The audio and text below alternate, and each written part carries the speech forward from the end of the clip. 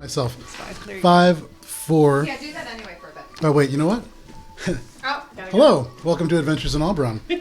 I went ahead and I switched the camera, so here we are. Perfect. Yay. Hello, welcome to Adventures in Alberon. This is our 5th edition Dungeons & Dragons live stream campaign. I will be your DM for this evening. My name is Joe Treff, and I am joined, as always, by Matt, Miles, and Tina. Allie is currently retrieving somebody from downstairs, but will be with us shortly.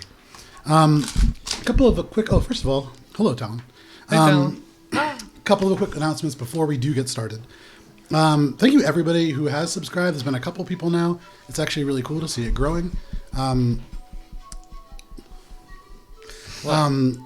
So thank you very much for that. Because of that, we have a bunch of really, really cool things coming up. A lot of new terrain and things like that. Will bring us out now to our full table. Hi, everyone. We're actually here. Yeah. So also, once we have gotten to 200 followers, which is cool, we have a giveaway that we're going to be doing, but it's not finished yet. Part of it's going to all of you guys, and then of the people who are subscribing and Talon, you're all being entered to win because you do the moderation. So thank Special you very boy. much for that. Yeah, me But too. I know, but you're also getting something because you're a cast member here. That's true. So, you know, but more details on that once it's done because I don't want to talk before it's finished, but it's pretty cool. Sweet. Also, we have Sirenscape for all of our music, our sound effects. The various bits that you hear are speakers out of commission, but you should still be able to hear it. We have an alternative source, so we'll see. It's audible. It's audible. It's audible. It's not, you know what? It's just a tickling in the But they are background. not a sponsor. Yes, they're not a sponsor, but because we are using their services, thank you very much to Thanks Sirenscape. for the sweet jungle beats. Yeah, sweet jungle beat. So now we have some of our own custom stuff in there as well. Nice. Nice. So, with that said, there's not a whole lot more to talk about tonight. So, we will get into our recap here. Let me just I know I've switch got a over. drunk note somewhere. You always have drunk notes. I'm real excited for this because I don't remember so much from last week. Last week, when we last played, Gunter, you had a vision or a dream. And while the source for some may be unclear, you have a pretty good idea, or Gunter has a pretty good idea, of what's happening. You were seen by something, a large creature, through the smoke, only a silhouette visible, but it told you that the Stormlord, Cord, was no friend of hers, and entreated you to visit her where she was, zooming out and showing you beneath the landscape rolling away from Kol Taram, smoke billowing from underneath the massive iron gates that protect the city within. When you awoke, you found Heinrich, awake, still, frozen in place, snow coating the front of him. And Heinrich, you, well, not experiencing a vision, so to speak, seeming to lose track of yourself in time, and awakening covered in snow, eyes almost coated with frost, having Gross. stared in one direction for the entire night. But you guys took off through the forest of owls, finding a couple of larger creatures that, because of the nature of them and their disagreements with each other, posed very little threat. Very, very loud, very audible. But passing by them, by the Etten called Rough and Tough without any issue, you progressed further. You met with keen eyes from Morwen, I believe, the Furbolg Laura, the first one that you've found since Thistle, far back in the heart from Farshore. She entreated you to help her protect her town, the small town of Smuggler's Dug, from the wyverns that have been plaguing the area, for some reason stirred up. You guys stayed and just absolutely fucking nuked the first wyvern that landed. You broke the encounter, which is fine. It was actually really cool. That was the most damage that you guys have put out in a turn that was- by almost 2.5 times. Yeah, long That's shot mega damage. strong. Yes. It was where Shay actually did the least amount of damage, which was still close to 24 in one round. So that was pretty brutal. I mean, boo hoo. I guess that's Yeah. so fucking crazy. However, you guys did defeat this wyvern immediately, Gunter and Morwen, wrecked that wyvern. setting upon it, taking out the fingers, the teeth, every bit that they could find that may have some kind of value. Yeah. It's good bits. Heinrich, you drifted off and talked a little bit with Laura, discovering, amongst many other things, that some of the news in the area was that a group of tieflings, somewhere in the neighborhood of a dozen or more strong, had passed through on their way to Koltaram to try to find refuge from the discrimination and the other sort of negative aspects tied with tieflings in the kingdom of Sarentil. One of these tieflings seemed to perhaps match the profile of your brother. You and Laura scryed upon the person that Lore Master Boron, the Goliath back at the Lorebinder Academy, had warned you was pursuing you. Seeing the same woman that you had seen in a vision long ago, she was able to see you through whatever magic Laura used, and said that she was coming for you. Mm-hmm. Of course. This brings us to where we are now. So, Gunter and Morwen, you were just finishing harvesting the wyvern. You have just finished scrying upon this woman and searching for clues. I was actually with him because I brought Laura over to talk to him. I believe, yeah. Oh, yeah, and then you guys went off. So then you guys currently... Yeah, you guys currently... Scryed solo? Or together? I wasn't with you? So he went back by himself and came upon Laura, who is frustratedly moving all of Heinrich's shit into a corner, at which point you guys decided to scry this woman. So that was alone. Yeah. However, I believe you had walked, or started walking back. Right, it was that... The two of you had finished harvesting this wyvern. Shay, I do not have what you were doing, but I believe you had gone... The tower. Yeah. So, did you start a rest? It is, at this point, midnight on the 21st of Deep Winter. Is it still as ominous as this music makes it sound? Maybe? Probably not. Okay. I'll pull us out of this Yeah, music. it's fine. I just like our theme song so much. Yeah, it's a dip one. Is it feeling calmer than it was? Does it still seem unsettled? I would say, I mean, for a good... Are you watching from this tower? Yes. Make a perception check. That's right, because you got mad at me when I was like, everyone, you're safe for now. Yeah. 21? I forgot about that. 21. So looking down, it is dark, being midnight, but there are still a few fires here and there. You can see there has been a campfire as you guys were working that was erected behind you, and you saw many members of Smugglers Doug come up and help you guys with your harvest, but also slowly gathering around this campfire and one by one sort of drifting off, beginning to sort of just talking about what was happening. And I would say for the two of you, as you kind of go about this, you do hear people passing behind you, and there is this sort of general sense of respect, but also you're hearing this word every now and then mixed into conversations. You hear the word hero.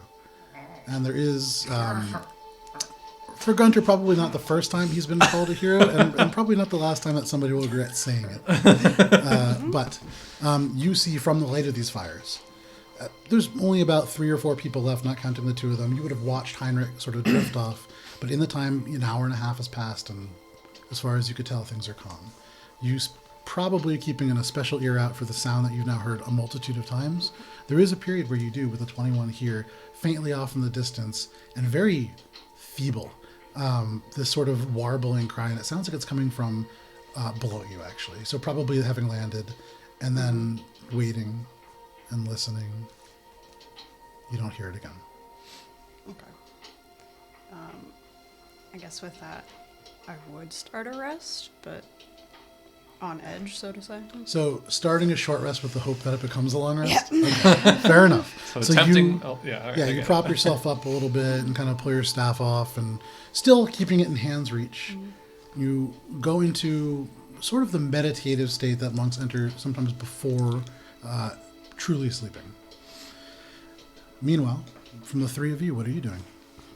You're maybe like 50 feet away, but your guys are all in the general town. The map that we ended on last time. To make it easy, I'm just going to dump all their wood supply out of my bag again and just collect my stuff and apologize a little profusely. So you watch as Heinrich...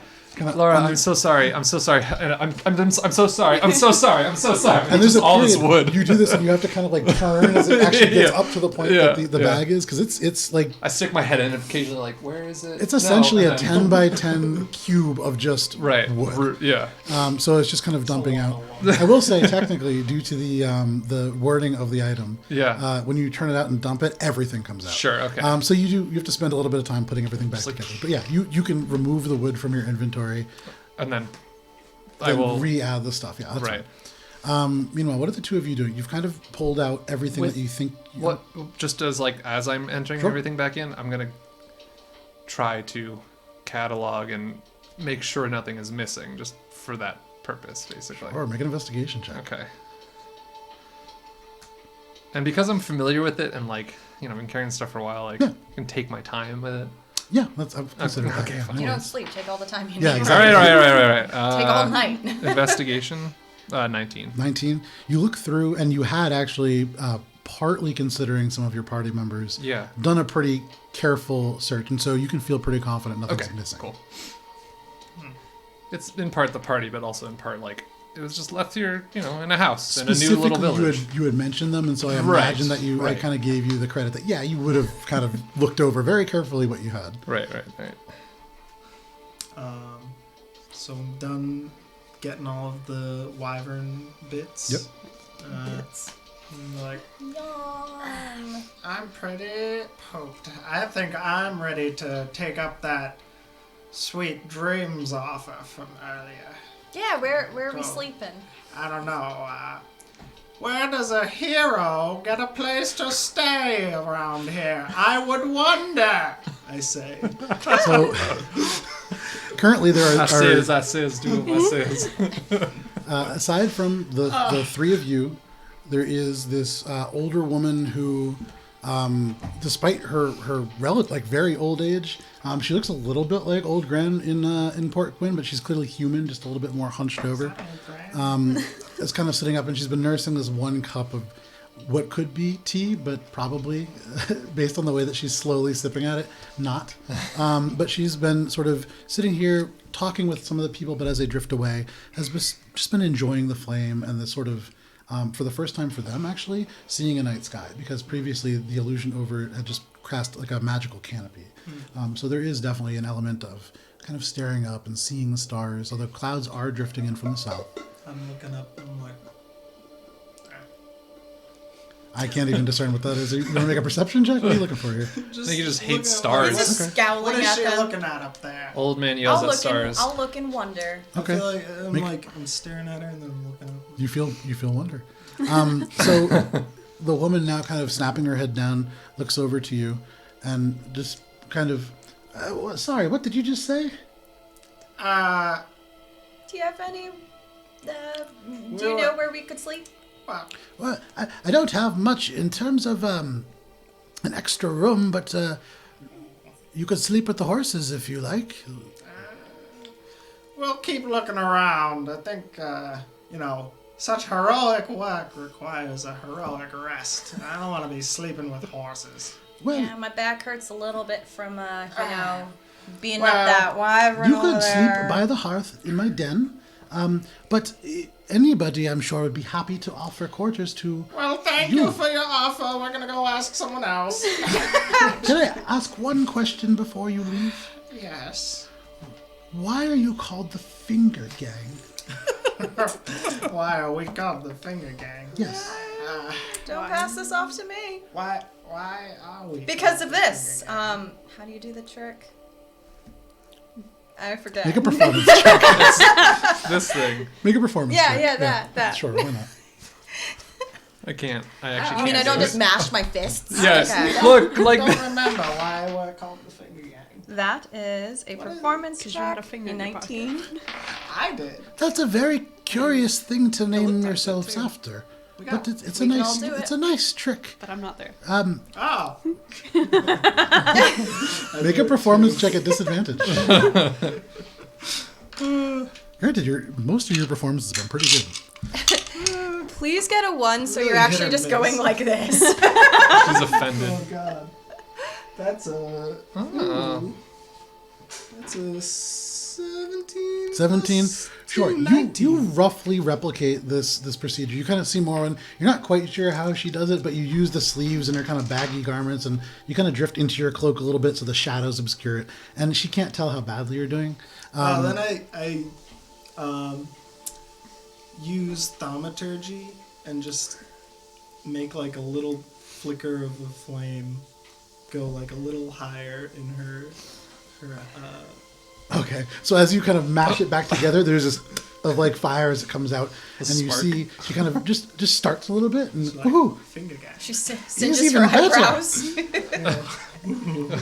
Because of the effects of thaumaturgy, you wouldn't actually singe on Oh. it. But yeah, so she's pretty impressed, and she gives like a little clap, and but if you would like to sleep by my hearth, you could do that. I just think the stables actually might be a little warmer. We'll keep that as a plan B. Okay. Let's get the hell out of She here. goes back to drinking her drink. Dramatic. Mama says, because they make a handy trope. Yeah. I don't know if there's any bars around here. Hope. I mean, I'm kind of listen, Are we once... sleeping at let's- a hearth? let's Are we sleep. sleeping in the stables? Oh, you mean asleep? I thought you meant for a drink. No, I want to sleep.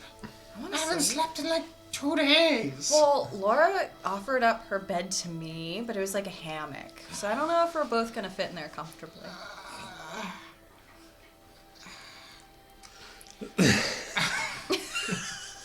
Andrew, you're tired. I mean, you haven't been sleeping well. I So. really don't want to sleep in a stable, but I could sleep about anywhere at this point. Is there anyone else up? It's you guys, and then Heinrich is kind of approaching. Where might one find a hero's respite? I say once again. Heinrich, do you know where we can sleep? We're Oh, tired. hey. Oh, Sleep, that thing you used to do, do you remember? We need it. yeah. Now, The, some of I us think don't have someone the luxury mentioned of sleeping. someone now. mentioned the stables. It sounded kind of nice. I think, right? A lot of hay. you Do I could look like an build ass a to bed. you? No, but they're Then why horses. would I sleep not, in the stables? That's not I'm what they gonna- have. They have horses. I'm gonna usually. head to the stables. Jeez.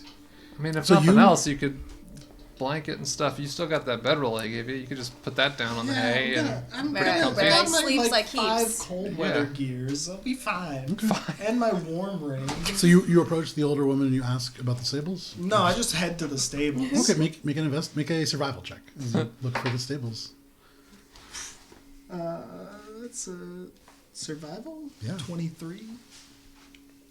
So as you head just on instinct to the left, Stables away from the campfire and through, actually past where she had hidden near the outhouse before she would dart like 400 feet and hit somebody, and then go back. So you pass through that same little alleyway and go through and around, and you can see to your right, kind of in the northern direction, this opening. Although interestingly, there is like a little flicker of fire, and you can hear the kind of sound from within that would indicate that there are horses. But there is like a little bit of warmth coming from there as well. And as you kind of near and around the corner, you can see there are 3 stalls within the stable. The 2 on either end do seem to have horses. You can see 1 brown, 1 black. And then in the middle, there's an empty stall that's swung open, and there's like a thick layer of hay. It seems new. And you can see there are other elements of it kind of scattered around. And there is, in just above that middle stall, an opening that appears to have a duct going into the interior fireplace. And this interior fireplace seems pretty large. So it seems as if it provides most of the heat to this house. And the house seems to be actually attached to the front end of that stable. So you'd imagine through that fireplace is the den.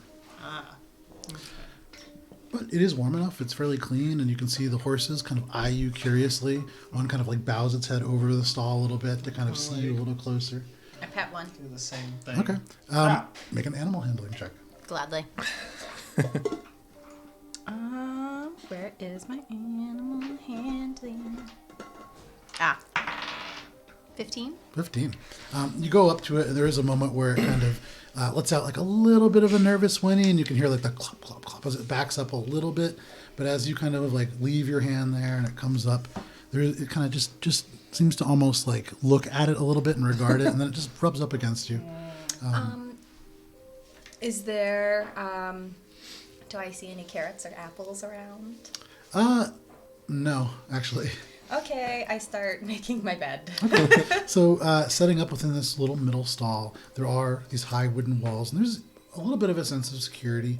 And you do notice from time to time as you're setting it up, the 2 horses are kind of on either side, just kind of looking over their heads over the stall, just kind of watching what you're doing. What are you doing? I'm eyeing these horses like, is this a setup? Make an insight check. fuck. It's 20. Dirty Watch out for 20. those horses. These horses are sus. So you regard the horses and really looking at just the micro movements around their lips and examining the creases in the eyes and how they regard you. You feel that. Okay. Okay. Scooch over. And I'm gonna Yeah, just what plop down like what are these in horses the side of the, up to? the middle stall Okay. and long rest it. Okay. Are you asking Gunter that? Nah, because he eyeballed them and then went to bed, so. In all fairness, he probably has pretty bad eyesight. He is 287 years old. But meanwhile, Heinrich, what are I you already doing? met one. Now, kind of, it's you and this older woman kind of in the same general area. She's not really paying any attention to you. Her eyes are kind of cast upwards. Every now and then kind of casting a glance in the direction that he headed off in, because she had like a weird kind of, that's exactly where I just kind of said I would bring him. Yeah. But what do you want to do? You have So a whole the- night of not sleeping. So the illusion isn't up tonight. Correct. Just kind of patrol it. Just Okay. like I'm gonna do like a pacing around, pretty much. Is it tucked into like the foot of a hill or mountain or something? It's like at the that? base of a mountain. Right. It's actually at the base of a mountain that, Shay, you would probably, taking a little bit of time in the tower before settling to bed, you would discover now that the illusion is down, now that the clouds have for the most part cleared away, you've come farther than you thought because of the strange circuitous route that you took and actually dropping through the quick cut mines, and then you realize that you've been really gradually going up. The Valley of Igor not flat, but having never been on the actual floor of it, because why would you need to? You realize that you're going relatively steeply up. It's been so gradual and the distance so long that you don't feel it necessarily. But based on what you're seeing now, you are fairly close to the, I'm looking for the name of the mountain, but it is the one right before the Mountain Triumph, or Ceremony, sorry. Got it. And so you realize you are really close. From where you are, depending on how you want to go, you could make it there in a day, for what it's worth. But yeah, it's nestled into sort of the base of the mountain to the northwest, which you know is how you've been traveling. It's still fairly open, but the cover that is really provided are these long trunked trees that have like little bits of growth that have kind of emerged now that the magic has taken hold. That's where most of the cover is, and the illusion definitely was the majority of the cover. Right. So I guess really I was just asking if there was a way to set up like a patrol, if you will, Like, I mean, you could walk. that the I wouldn't perimeter. have to like do the full around. That would waste Oh my time yeah, against yeah. the There's mountain. no You know, like perimeter a back walls or and anything, forth so kind of. you can just kind of walk through the main part of town. Yeah, It and is just only like go around like the fringes of it that we came in through more or less, and It's- just kind of yeah, like keep it's- an eye out. And, just a few dozen buildings, so it's not especially hard. Mm-hmm. But yeah, you kind of slowly move back and forth throughout the night. kind of want to, while doing that too, just like really focus in on the feeling that I got from just having actually successfully protected like a people, and you know what I mean. Yeah. First, make a perception check Sure. at advantage. Just because this is the whole night that you're kind of watching. 18. 18. So as you walk back and forth through the center of town, just casting your eyes around most of the town and just sort of keeping an eye out to the sky especially, you don't notice any large flying creatures. You don't notice any falling halves of creatures. The night is relatively quiet, and around the edges you're hearing little elements of the nighttime birds that live in the area. Actually, the first time you've heard birds since you've traveled up north, because it's the first climate that actually supports them. But Makes aside sense. from that, not a whole lot. There are little bits of like wildlife that run back and forth. You would see as you're walking. Laura stays up till about 2 a.m, and then the little dim bit of whatever candle or lantern light she was using snuffs out. But not a whole lot. It's a pretty peaceful night Cool. with that drop. Yeah. So peaceful. So peaceful. So yeah, now I'm gonna kind of like pick a spot that seems the most in front of the village but not exposed. Okay. And kind of like face outwards. And then really try to meditate on if I can feel any different in terms of the connection to like the book and all of the sources basically. Okay. You take some time literally standing watch. Yeah. Your gold and black eyes sort of cast out and moving. There isn't a moment where you feel that same focus and that same fix. Mm-hmm. And while there are elements of, I mean, it seemed as if you felt fairly proud of the fact that this is the first time that you guys have gotten into a fight that is both honorable and one that you did not need to run away from because of some kind of dishonorable action in the midst of it. Oh yeah. So I'm really reflecting on the difference between those two Nothing things. to do around here. It's a little That's fine. stinky village. People like to survive, and that's what they do here. That's their main occupation. What's the snake? but over the course of the night, you don't have any kind of like focus, and you don't feel any Okay. I feel like I would take the, paranormal or otherwise kind yeah, of presence. I feel like I would take the book out and just keep looking for new clues or anything like symbology and stuff. See if anything has changed or if anything is. Make a religion check. Yeah. One of these times I'll roll 20. I have all of the rests to do it. Nope. Yeah, I know, right? It's a 6. 6. Same. No, I mean, so one of the cool things about this book is there's elements of change that do happen within it. And so it does seem to, in certain ways, react to you. Okay. And so you begin to look through it and read, and you've seen some of the things, but a lot of the entries are things that you're interested in, but you have read before. One of the things that now that you've spoken to a few more people and you do kind of identify, there are conversations about certain areas of power in which the boundaries between some of the planes is a little bit weaker. And you get the sense that, I mean, it is possible to pass into the higher planes if you sought where more to answers go. in that direction. But outside of that, you don't find any specific information that really interests you. Okay. So that is the three of you. You, all throughout the night, would find a long rest without issue. And so, Well, as I'm we gonna move be into the morning- bugging Gunter a little Sure, bit go ahead. during the night, being like, "Are you sleeping? I'm gonna be like, shut Are you sleeping?" shut up. Laura and I I'm were gonna, talking like- about Karotic. I'm gonna Heard he's been through pick some her stuff. up Okay.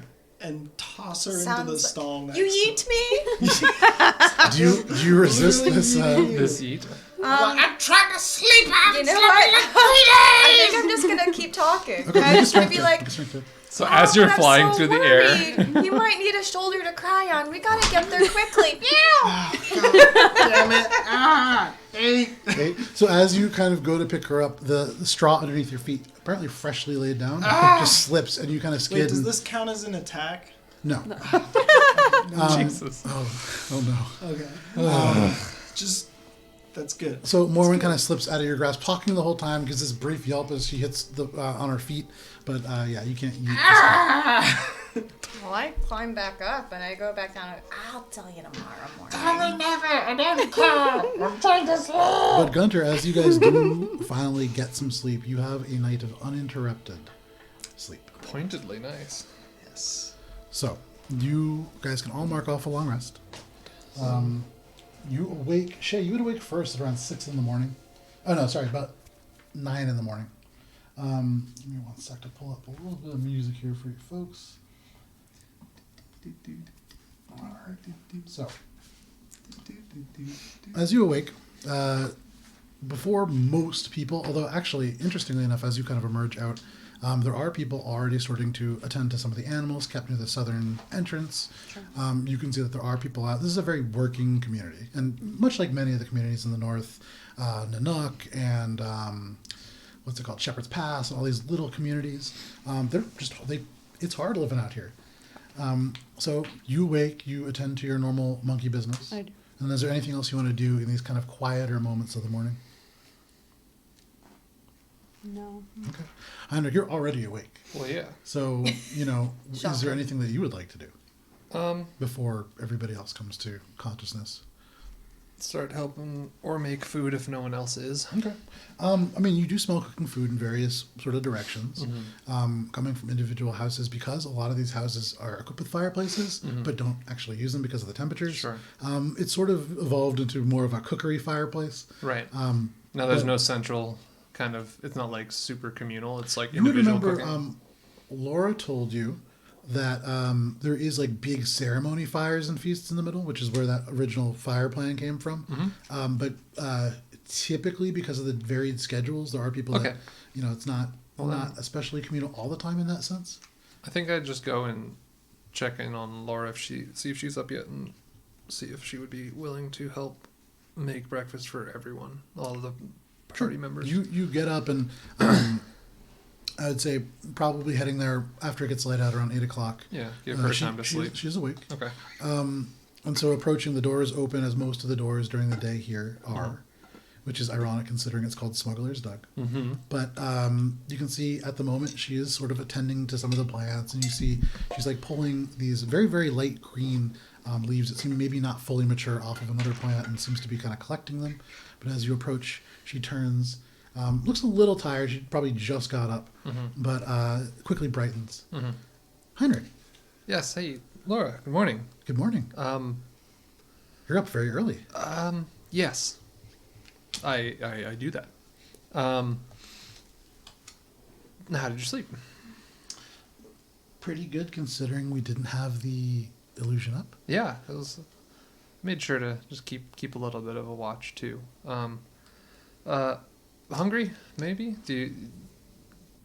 I mean, Is there a way we could make breakfast or something? yes, of course. Okay. Let me show you some more herbs. And Yeah, she sort of totally. pulls you aside. I kind of get excited and pull out a book to keep writing down it. Make things. make a performance check at advantage. You ever help? Yeah. Thank goodness for that. Oh, well, that was a waste. No such thing. 9. I'm not too helpful. Yeah. So it's a little bit like when Step back, you're just cooking take with a notes kid. instead. You're doing a lot more. She's like doing a lot more work to do the same amount of work. Right. But you are picking up elements of skill as you do this, and she shows you because it is breakfast. A sort of way at the beginning it looks kind of like a salad, and there are these sort of leafy bits, and actually those same kind of green and yellow leaves, which seem to be almost like, despite their appearance, it has like a peppery flavor to it, like arugula, but weaves it together with locally sourced nuts and these things that are almost reminiscent of like a much darker, a little bit sour cranberry, and it's like a great breakfast salad. That's easy. But yeah, no, very easy. Noted. And then as you guys put this together, you can do with that what you would wish. About that time, it takes maybe like no longer than a half an hour. Okay. And it should Is it usually enough takes- to like bring to everyone? Yeah, it's like a one of those things that you bring to a pot, like a Yeah, big serving exactly. thing. But the two of take you, the magical saran wrap off the top. yeah, there is magical saran. That's a good thing. But two of you, while this is happening, would wake up in the stables. I feel like I'd Light be bringing coming it through. to them. I feel like I know where they are too. So I'd be like, all right, Yeah, I'm you've been gonna go- traveling I'm gonna around go- all night, so you've seen Oh, where most stinks things in are. here. I smell like horse. And yes, it does smell like horse in the stables where the horses live. So You stink. A little bit. I am feeling pretty well You rested. smell like ass. yeah, for the first time in quite a while. Well, it's a good thing I'm all stuffed up. Oh jeez. Let's go get some food. I get up and I feel I'm like gonna go look for something to yeah. eat. As soon as you would like come out too, I feel like I would be like almost approaching I feel them. like I'd just like bust through the doors like sun shining on my face. Yeah. Like, oh, Gunter, you look well rested. Yeah, I feel well rested. Nice. Much better than before. You hungry? I got this really cool salad looking It's thing. really cool salad. Yeah, Said no one ever. it's really cool. I helped make it. What did you do? Grow the tree? There's no tree. No, it's. I mean, if you that looks if you don't want amazing. if you don't want any. Oh, Just with your hands. good morning, Morwen. So you see Laura just kind of, she's smiling and sort of observing the interactions, waiting her turn to speak. And all of a sudden from her hands, just the bowl is Wait. pulled out. I'm gonna sniff it first, so 2 leaves go. Okay. And they're peppery, so you sneeze. Yeah, so as you pull them in, This is mine. You sneeze on the bowl. see Laura go, I wasn't going to take those. Everybody please eat. Heinrich was a great help. Did you guys see where Yeah, Shay went? yeah. Somewhere high up, probably. bacon, assume or so. All right. sausage. Well, try to save some for her. Well, I'm sure she's I'm hungry. not vegetarian, but many of the community It's all members in one have bowl? different kinds of Yeah, it's meat just a and big things bowl. like that. Where might the heroes find some pork? I'll find some for you. Give me just a minute. And she sort of looks at Morwen just like for like another second, and then sort of pulls the bowl away and hands it back to you. Yeah. I'll be right back. Okay. And she turns and leaves the stables. I'm gonna use the viewing bowl to eat out. I'm gonna like. Okay. I'm So being again, very practical.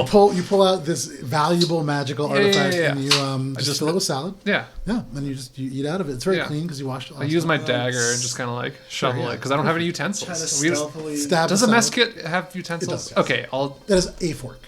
I'll pointedly not use the like case of the mess kit as a bowl as it's intended and just use Oops, sorry. the magic Yeah, bowl for sure. instead. Yeah. I'm just Trying not to scrape trying it. to steal a little piece of the salad. I like hold it There's over a to you big when dish you. there for you. What? I like hold it over like, dude, if you want some Gunter. I just want to try it. Yeah, and tasting it, I mean, All right. the kind of the sour elements of the berries and the sort of deeply rich, nutty flavor from whatever kind of nuts these are, you like and the them sharp, nuts? peppery contrast. It's actually quite good. But about this time, Laura comes back. Laura comes back and she brings with her like 4 pieces of bacon that are this just blackened on the outside, but still very crispy, and it's like very thick, not terribly evenly cut, but All right. Thank you. thank you. Thank you. All right, thank Don't you. encourage. He'll Okay. keep Want doing some it forever. bacon? So Want some Morwen like bacon? bits of salad in her whiskers and You want bacon. some bacon? Yeah. Ah. Have you joined them at this point? No. Okay. Hey, shit. Fuck no. Gunter's loud, but he's not that loud. Yeah. All right, I'm cleaning up all my bed stuff, Okay, just didn't pack up your shaking off all the belongings. hay. And Laura sort of looking back and forth between you guys. So, I know that you all have very busy work. Where is it that you intend to go? I know many members of the town wish to see you guys off. Well, we gotta go kill that purple dragon, right? Barney? That's the ultimate goal. You guys are going to Kol Taram. Well, first we gotta Eventually. go stop at Shay's house because she has a couple friends up there that she wants to go see, and Well- then we're gonna go. You don't know very much about the Zinni, do you? I mean, No, we don't. We don't know What are much. you hinting at? We're We're a group that learns through experience. We don't like to plan ahead, apparently. I'm not much that's of a the reader finger either. gang way.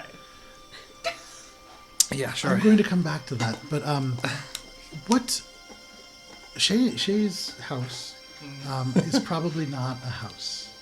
Well, it's more like a temple or something, right? Yes, the I monastery. would assume so. It's called a Who are we monastery. talking? We're talking to Laura right Yeah. now.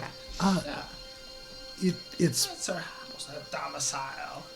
I think you'll very much enjoy it. It is of a craftsmanship that very few can attest to. Stones.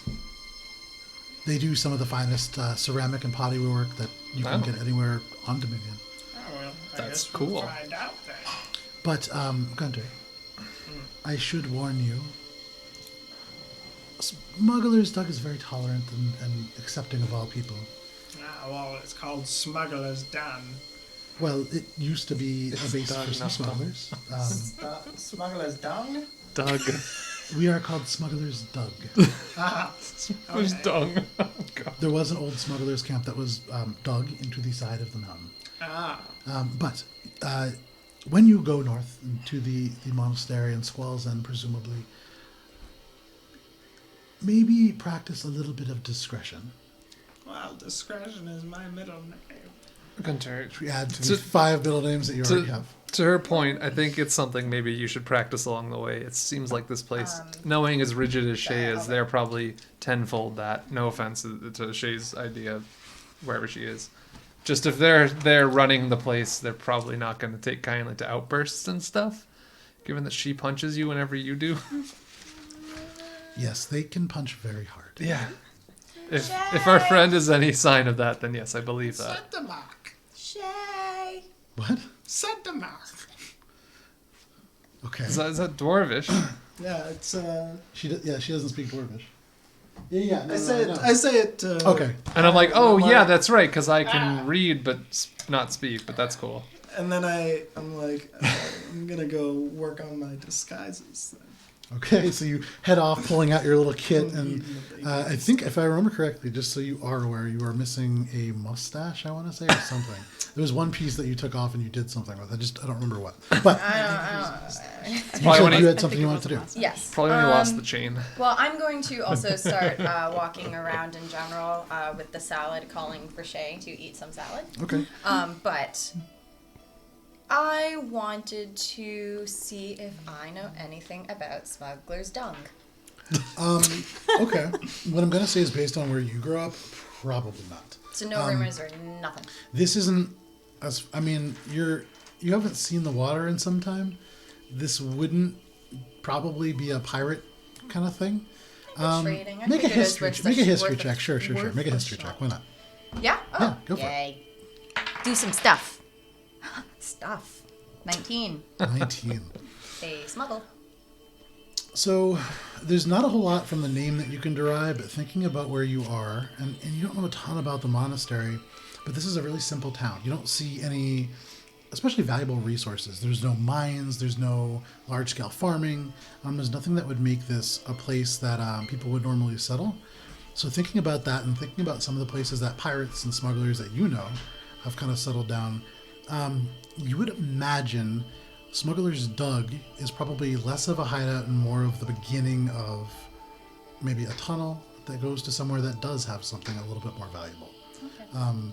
But outside of that, I mean, you never really heard of this place. Okay. So it's not necessarily like a group of people I've heard of or something.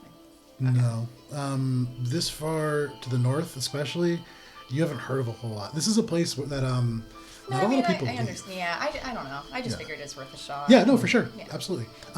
So with that Actually- in mind, Who knows? There might be some person I read about years ago. I feel like if Laura's still around, yeah, I mean, she's just kind of like sitting. with she's us. waiting because you guys kind of interrupted her, so she's just kind of politely waiting. Yeah.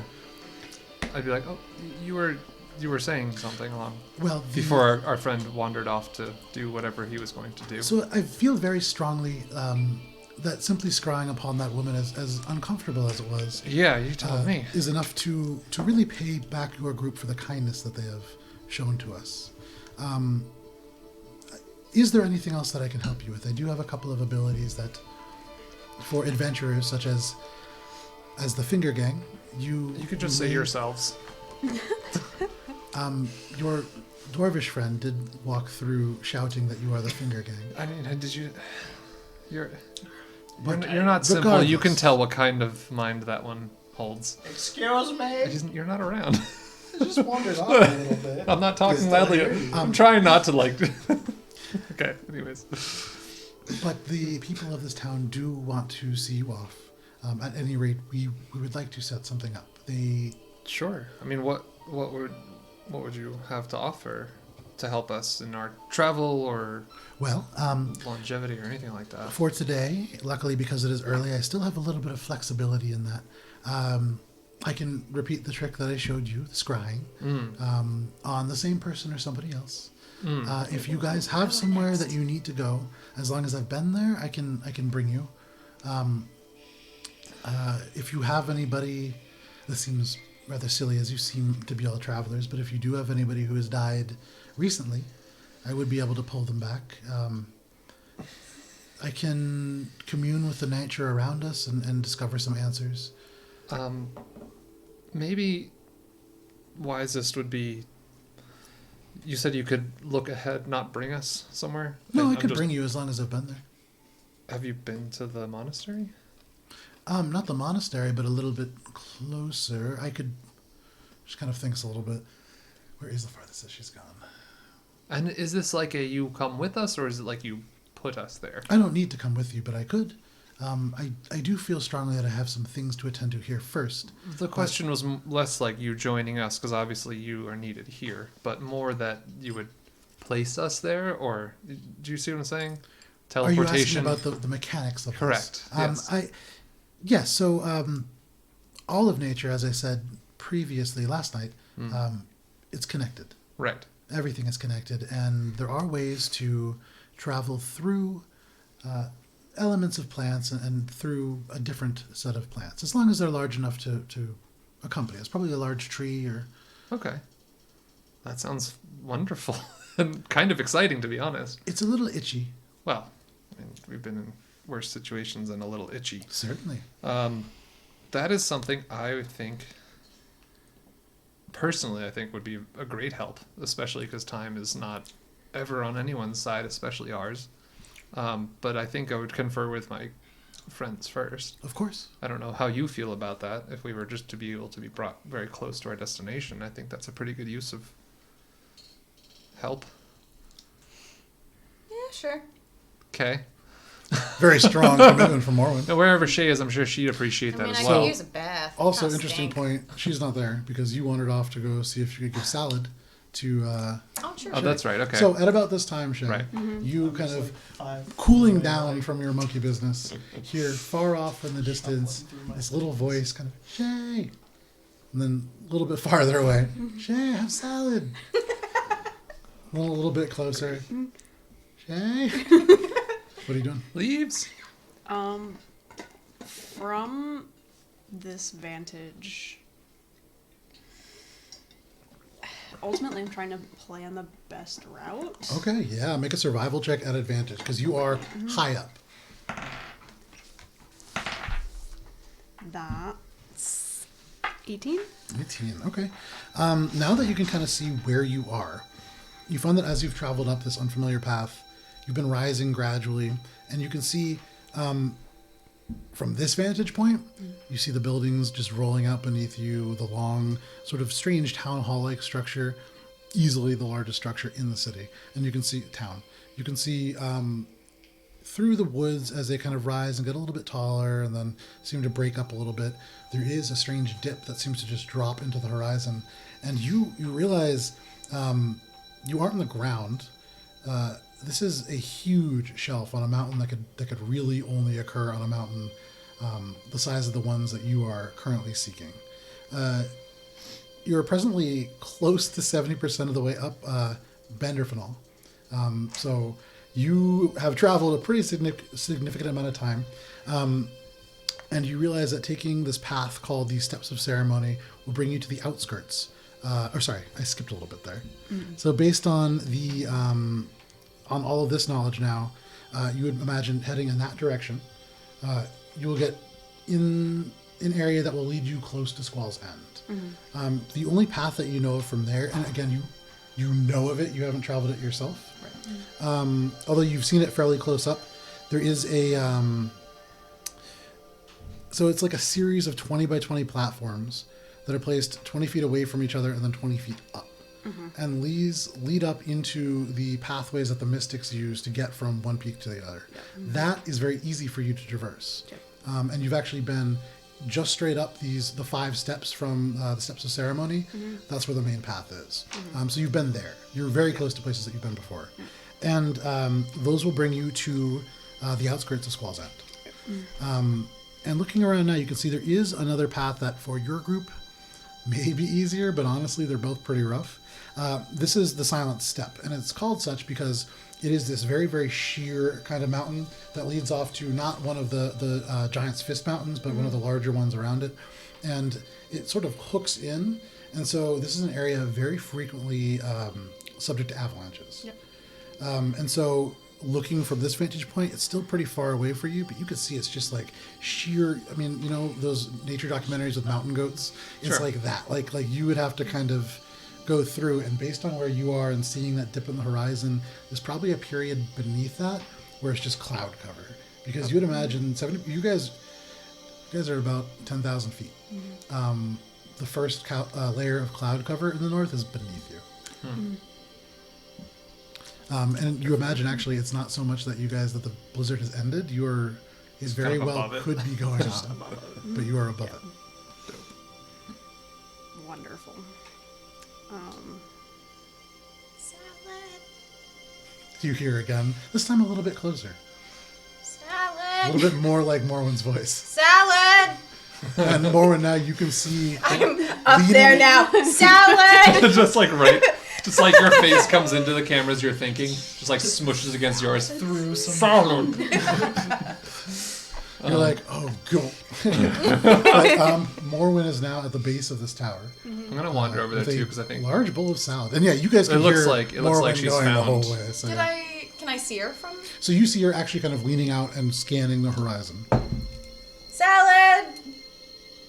I'll be right now. She's so high. whoa. So you descend, Wow. and Heinrich approaches. Are you going as well? I'm like, oh, Okay. I'm So moving. you guys, as you have many times before, I'll congregate. free ride. Oh, what does he look? What do you look like? You put a disguise on, right? No, I haven't. He was put preparing the size kid. on. Oh, He you were was like- preparing it. Okay. just So like it moves Checking around my, and travels. checking Yeah. my stock, making sure I've got My stock. everything. Yeah. Take Yeah. this out. I'm gonna I'm message down to with Gun. it. I'm gonna message you Salad. and just be like, no Don't funny sniff it. business, and I'm gonna give you Sneeze. kind of a glare. Don't ask how I know. Okay, I'm Please gonna be careful turn for and all of cross- our benefit. Cross a couple options off the list. Little natural dressing. Yeah. So No, I ate all my sneeze. you guys congregate together. You're Yeah. at the base of this tall watchtower that really uncomfortably is shifted Sure. over time. Clearly, a It is good about- place only for Shay. Yeah, it's about 9 in the morning. What do you guys want to do? Shay, because I think you're the only other ones who have Still. Okay. a It's only real 4 pieces of opinion on bacon, the so you're matter. probably close to that. Our friend Laura Takes me a while. has offered a way Tell me to it. move through the trees. I think she said closer to our destination. Actually, Cutting out and she some kind time. of leans behind Oh, you're you. with us still. I'm sorry. I thought. So it's not so much moving through trees, but using the connectivity of nature to go fairly quickly. Take So a we're long gonna, like, step. Shay, Go in you the are a tree member and of the come out Zini, another and you tree. know this area much better than I do. I can maybe bring you as far as the steps of ceremony. You would still need to traverse the Skyway, I think you guys call it. That's not what you guys call it. But I could get you there. I could also bring you directly to Koltaram. Just outside of it, there's a beautiful tree that's almost 300 years old, and it's always nice to visit. But I could also take you further south. I could bring you right to the edge of the frost line. I could bring you into the frost line, but it's hard there because the trees aren't always in the same place, so it can just Yeah. kind of pop you in weird places. I don't like the sound of that at all. Why don't There's a we reason It's- my people avoid Stop by Right. Shay's. And yeah, we're going. I think. You come with us to Shay's, and then we pop over to Colteron. Well, Bingo, bango, I think in and out. I would feel better if. I Not could that if also you just- didn't. I could show- fly to the monastery and meet you guys there. I'm gonna come. I don't.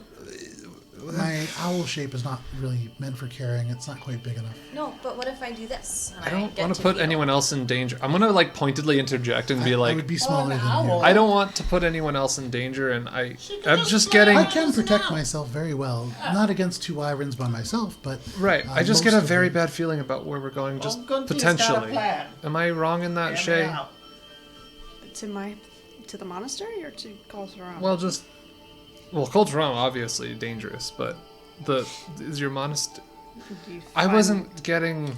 the idea of my people danger. No, not that. That's not what I meant do. at What are all. you trying to? What I are you meant trying to say? I meant more. Sure. Is it a secure people place are that very would still dangerous. be I secure? find them dangerous as It well. is a secure place. Okay? Then never If mind. this So village maybe is still standing, it is a secure It's place. not- that's the very point nice. that I was It's trying not to very address. And I nice. think if you believe it's fine, well protected, and everything, I trust in that as well. So maybe Here's what I just worry about Gunther's these people too. With you gone, would they be safe as well, or?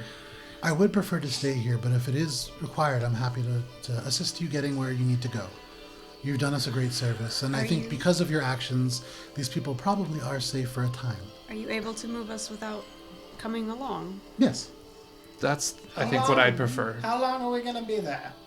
How long are we going to your place? Again, it's not really her place. It's a very large monastery. I have my own business to attend to there, but it's a nice place to resupply. I'm just asking you how long we're gonna be there. How about let's say 2 days, give or take? Does that seem It's fair? too long. I can't help with that. Never mind. But here's what I'm thinking. We go on our way. You fly up as an owl. You keep a watch. If it's a trap, No, like you think stopping it is, you already. It's. then we scoot on over to Colteron. I think we Well, would leave her trap here. easy. I think When we should am leave. an owl, I can't speak, so I'm not so really you sure. just- I think you're Keep missing watch if you the see Gunter. I anything, think you're Jack. missing the point. Okay. I think she would just send us, and she would stay here. We would go on our own. Well, we can. but I if we can't go- send you all the way to the monastery. No. Closer. Yes, I Cutting can some do that. distance out. Just to. That's all. but That's I all I can- think we could really ask for without feeling We got guilty. A back door, Personally, an at exit least. in case things. I can get you to the I area that find leads to the face of shake Hishi, like but I dangerous, can't I think. really bring you farther. I haven't gone to the monastery myself. That's- I always wanted to, but Close enough. I've sort of found my place here. Do you? That's close Maybe. enough. We'll take that. Okay. Before you guys leave, many people were hoping to send you off. We would be honored. Yeah, let's party. If you guys go back, attend to what you need to, but meet me back at my house or show them where I live, and I'll gather some of the people who wish to say goodbye. Who? Many of the townspeople. I think some The even people have we kids. saved. Oh, okay. Okay. Wow. All right. Well, we'll meet you there. Okay, and she Okay. kind of like very quickly Yeah, dashes yeah. off, and you can see she goes over to the door, and kind of knocks, and the door opens, and Do we need to do come see anything, the or should we finger just gang head off, over and there? it closes. Well, now that I know that there's gonna be like kind of a party and a send off, is there a mirror Ta-da somewhere? something? You gonna ta-da something? You haven't seen one. Mirrors are fairly expensive to make. Dye yourself a mirror, and then. And then look at your face upside down. Yeah. Fine, I'm gonna go find like a sink and Again, you haven't seen a Fix sink my here. There's an whiskers. outhouse, which is a hole into a larger hole. Go ahead, Fine. make an investigation check. Make a survival check. meet 13. 13. You spend a little bit of time walking around, and you don't find any mirrors. And you have you kind of look in windows, and you open up the town hall, and you go Can I see through my that a little reflection in one of the windows? bit. Yeah. Sure, why not? Alright. In a darker window that you see not facing a light source, it's just enough that you can kind of make out little bits of how you look. Gonna straighten out my whiskers, fluff my fur up a little bit. Okay, so you And there's attempt probably someone, like when you do it in a car window and someone's like on the other side watching you. And they roll their window down. They're like, "Can I help you?" like halfway through, you realize that your eyes don't look like your eyes, and you kind of move, and it's like an old woman. No, to your knowledge, there's nobody in there. It does look like a much more squalid interior, but you go up and you make yourself presentable. What are you guys doing in this meantime? And you in Walking doing over to her that, you house, I see like suppose. people drifting towards Laura's house. Oh, I also ta-dawed out of my pajamas. Yes, I assumed. Okay. What are you ta-daing into? Nothing yet. Beatles. No, I'm just kidding. God, no. No, just my normie. Okay, so just normal Morwen attire. Oh no, so it's you gonna head be off. gold and gilded. Okay. It's like that's like the same thing. That's but- gaudy. No, so gilded specifically means something. It's gold coating Covered, something.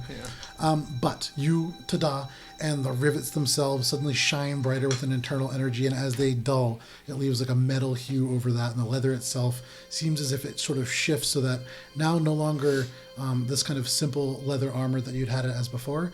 It seems to almost shimmer from beneath, lending it like a golden brown. And it is this like beautiful sort of like sparkling along the edges, and it's pretty armor. You can see some of the people drifting off, like sort of just are turning, and you hear one just kind of go, oh, and it's this it looks great. I'm gonna just be like, all right, well, this is where she lives. I'm just gonna head over there, follow me, or do whatever you want. But we're gonna leave from Is there. there a I'm bush assuming. nearby I can pop into? real There's quick? plenty of bushes, yeah. I'm gonna pop into a bush, put on my, take a second, take it out. Okay, Put on my fancy thistle clothes. okay, so Aw. Fancy thistle. so Okay. roll That's nice. using your disguise kit, whatever. I think you add your proficiency modifier to the. Yeah, I have following fancy you. clothes too, but I got like a gothic long sleeve dress. Not really. It's sleeve. kind of rigid, I think. I mean, it's very different than what people here are wearing. Yeah. I stay I with feel like gold and it's a regal. little like Japanese. Like, what's the style? Like, Geisha? 14. no, Okay. like As you modern emerge, stuff. I describe know what you're you talking now look about, but like. I'm forgetting the name. I have like my, I think it was like purple and teal or something. He picked some weird colors. Yeah. Are you being Captain Tennille? It's like a mix of what I usually have with Okay. like the elements of Okay. this garb. It is this purple and almost teal to make it and, look more and heroic. you teal know? and orange doublet, and you wear your regular kind of purple traveler's cloak, but you brush it off a little bit. And, Yeah, I flip it inside out so the inside. okay, so it's like a little lighter looks a little nicer, purple. Yeah. But you do your best to kind of straighten the Put bandages the that hat coat on you too, out. the little pill hat. Okay, you put the tricorn hat, the teal tricorner hat with the feather. The feather. And, God, it sounds so horrific. It looks really, atrocious, really good. but given the fact that you took some time, you look like in a very bizarre like David Bowie party, you would be very presentable. Nice. Play basketball, Prince. So the two of you now primped up a little bit, and the two of you in totally normal, Yeah, I attire mean, I and don't- fitting I in don't do significantly that. better, Yeah. all sort of congregate I around the do that house. shit. As much as I fit in. Yeah. Anywhere except for where we're going. Except for where we're going. So, as this happens, you as a group, the two of you, and then the two of you press into and through Smuggler's Dug. There's a sizable crowd gathered around this large tree. The tree itself, almost like, not terribly tall, but like about 7 feet wide. Very stout and it looks very old. But around, there's this large group of people, and as you guys walk through, each person in turn smiles at you. You feel hands on your shoulders. You hear as you're walking these kind of small words of thank you. You hear quite often within the crowd the term hero thrown around. You hear, there goes the finger gang, and there are heroes around here. I kind of like do like a smile, like wincing at the same time. Oh, I'm taking it all Yeah, then. I'm like, Sure. And suddenly, as hands are being offered to you and you shake them, somebody runs up to you and grabs your palm. Ew! Is it a child? It is a child. Nah, I'm just kidding. be gone, child. Don't touch me! You would actually recognize it as, based on her looks, she looks like the older sister of the very first kid that came and like grabbed your finger. The one who had ripped her necklace in half and then put it No, I back think No, was a that was the different little Later. kid. That was the little kid herself. Oh. This is her sister. Okay. Maybe. And as you pull your hand away, there is this tiny like corn husk figurine, and you can see in the night at some point, hastily added, there is a little tail and a little what you would imagine as a rapier. It's just like a sewing needle, I cry. and she just kind of and runs away into the crowd. And you can see it has actually through a little element to the back. There's like a hempen cord that you could wear it with. I put it on! Yeah. You wear yourself. No, that seems weird. You have like a tiny little hat. I cry and put it in my Okay, pocket. you cry and put it in your pocket. And there's a couple people that kind of clap as this happens, like a little golf clap. What is it? A little That seems wooden ill-fitting. knee They're not that necklace? proper. Yeah, you can Okay. say it's a wooden tabaxi necklace. Gunter, as you walk through, people are very respectful of you, and there is sort of a corridor that forms now with Oh, you in your noble God. attire. And you make it to the tree without issue. You're gonna freeze to death as soon as we step through this tree. Not with warm. Oh, I'm gonna. I Yeah, I mean, usually I'm- say that, and I'm like, slip on the ring. Immediately, it's I would this like to warmth point that before kind we, of- Yeah. before we step through, I feel like we would get ready. I think there's gonna be Yeah. like time to do We'll, that. we'll get back to that. But we'll assume before you step through, you prepare yourself for the cold You weather. know, like But not just him, me too. Okay, yeah, all of you. I'm Yes. imagining. Yes. turn to the people who've like started to congregate and thaumaturgy. Thank you, folks. Your kindness in dealing with the Great Finger Gang will not be forgotten. We must leave now to go help others. But we will always keep you fondly in our hearts and look forward to coming back eventually. Make a performance check. It started off good and ended kind of. Eventually. Hey, he made a speech. Yeah, it was good. It was good. Got enough people, 'cause Yeah, you did. that's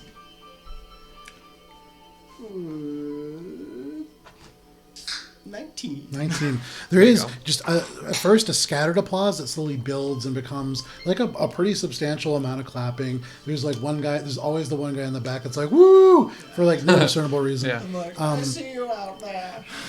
And you see, he just kind of points back to you. But as all of this My is boy. happening, and so you kind of very easily make your way through the crowd. And interestingly enough,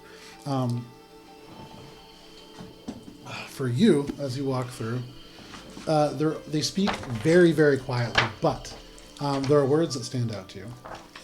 You hear sort of scattered throughout the comments of like thank you and all of that, you hear people muttering things related to the right of livelihood and the right of effort. And for the first time in a very, very long time, you hear words that to the Xin Yi are almost a right, specifically for many of the mystics. But this is a community that at one time really was touched by the Xin Yi, and you get the sense that this is a restoration of their faith. Heinrich, while all this is happening, Laura, kind of standing off a little bit to the side, just motions you over to the side of the tree. Okay, you walk over, and she leans in and she says, for cooking, these aren't especially useful, but when you are traveling great distances, I find them to be very helpful. And she pulls out this little, almost like frost green, very worn, very worked, probably fairly old, but very well maintained leather bag. Fringes a little bit like, like those stupid leather fringes that are on certain like boots and they kind of dangle down. And, almost like that around the outside of it. But as she pulls it open, there are these really sort of milky looking berries. You can see the little brown place where they've been separated from a plant. They don't taste like much actually, but one of these will keep you fed for a day. Oh, And as you look, there's probably about a dozen or so in there. that's incredibly useful. Thank you so much. You're welcome. And though they have been picked, if you plant one and take care of it well, it will grow into a fruit-bearing bush. Ah, well, that's good to know. If you ever do find a place to settle down. Do But they last long? Or is there like, do they go bad? No. Oh, As far as I know, I've Wow. had some for almost 10 years. wow. Okay. Does she offer me the bag too, or Yeah, Okay. yeah. I take it and well, thank you very much, and I tie it off and Okay. You can add, slip it into. I'm going to call them 16 berries of nourishment. Okay. But they are beads of nourishment, essentially. Okay. You and your friends have done a great good for Smuggler's Dog. It's been a long time since we've had a hero, and I think the North and maybe beyond really needs some right now. Well, it looks to be that is why we are here. For the smaller communities as well as the world at large. I mean, Yes, pretty our much- work is This is great. not- you are in the middle of a showboating at this Oh, point. is there any other? Some- I guess just out of curiosity, are there any other areas that you're in contact with that you've heard aside from Koltaram? Obviously. Every now and then I will get word from my family. There is disturbing news from the West. I don't know how true it is, and I don't know what her sources are, but it's very quiet there. And what was the name Of of the place? she didn't specifically mention. I think she Well, said that that's- she I would comes just from ask her. She said that she came from the plains, but you're asking her where she's from. Yeah, yeah. And where was that? So the Great Plains is off to the extreme west coast, Right. right before on the west coast, what begins to transition into the north. Sure. And directly north of Dungannon, where Morwen is from. But it is very quiet. The slavers that have plagued our coast for a very long time have been silent, all at once. I know that the Navy in Dungannon, the city to the south of us, more of a city-state really, but they've been taking longer and longer voyages, and we've been seeing fewer of their ships in harbor. There is no word where I live. It's a very small community, or where I'm from. But there is danger beyond here. Right. That much we know. But I mean, if we find our way out there, we'll be sure to see if we can lend a hand. I can promise you that. That anywhere that you go, I'm sure will benefit from your presence. I appreciate that. Are you guys ready to go? And she sort of turns, and you can see Gunter's like waving, and there's a crowd. And Yes.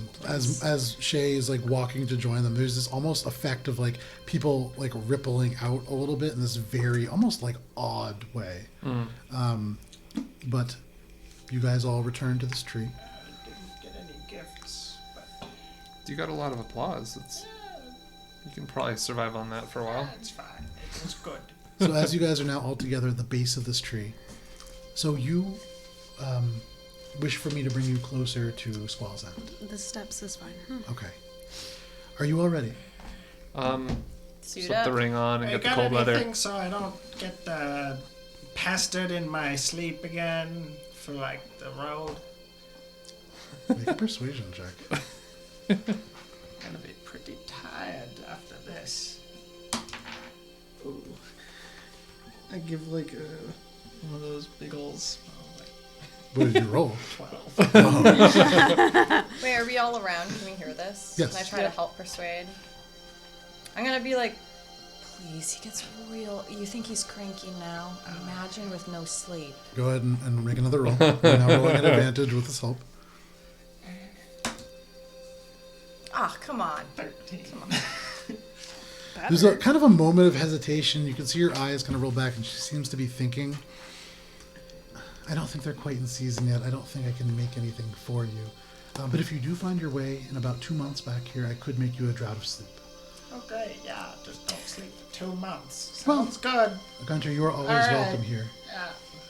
Let's go.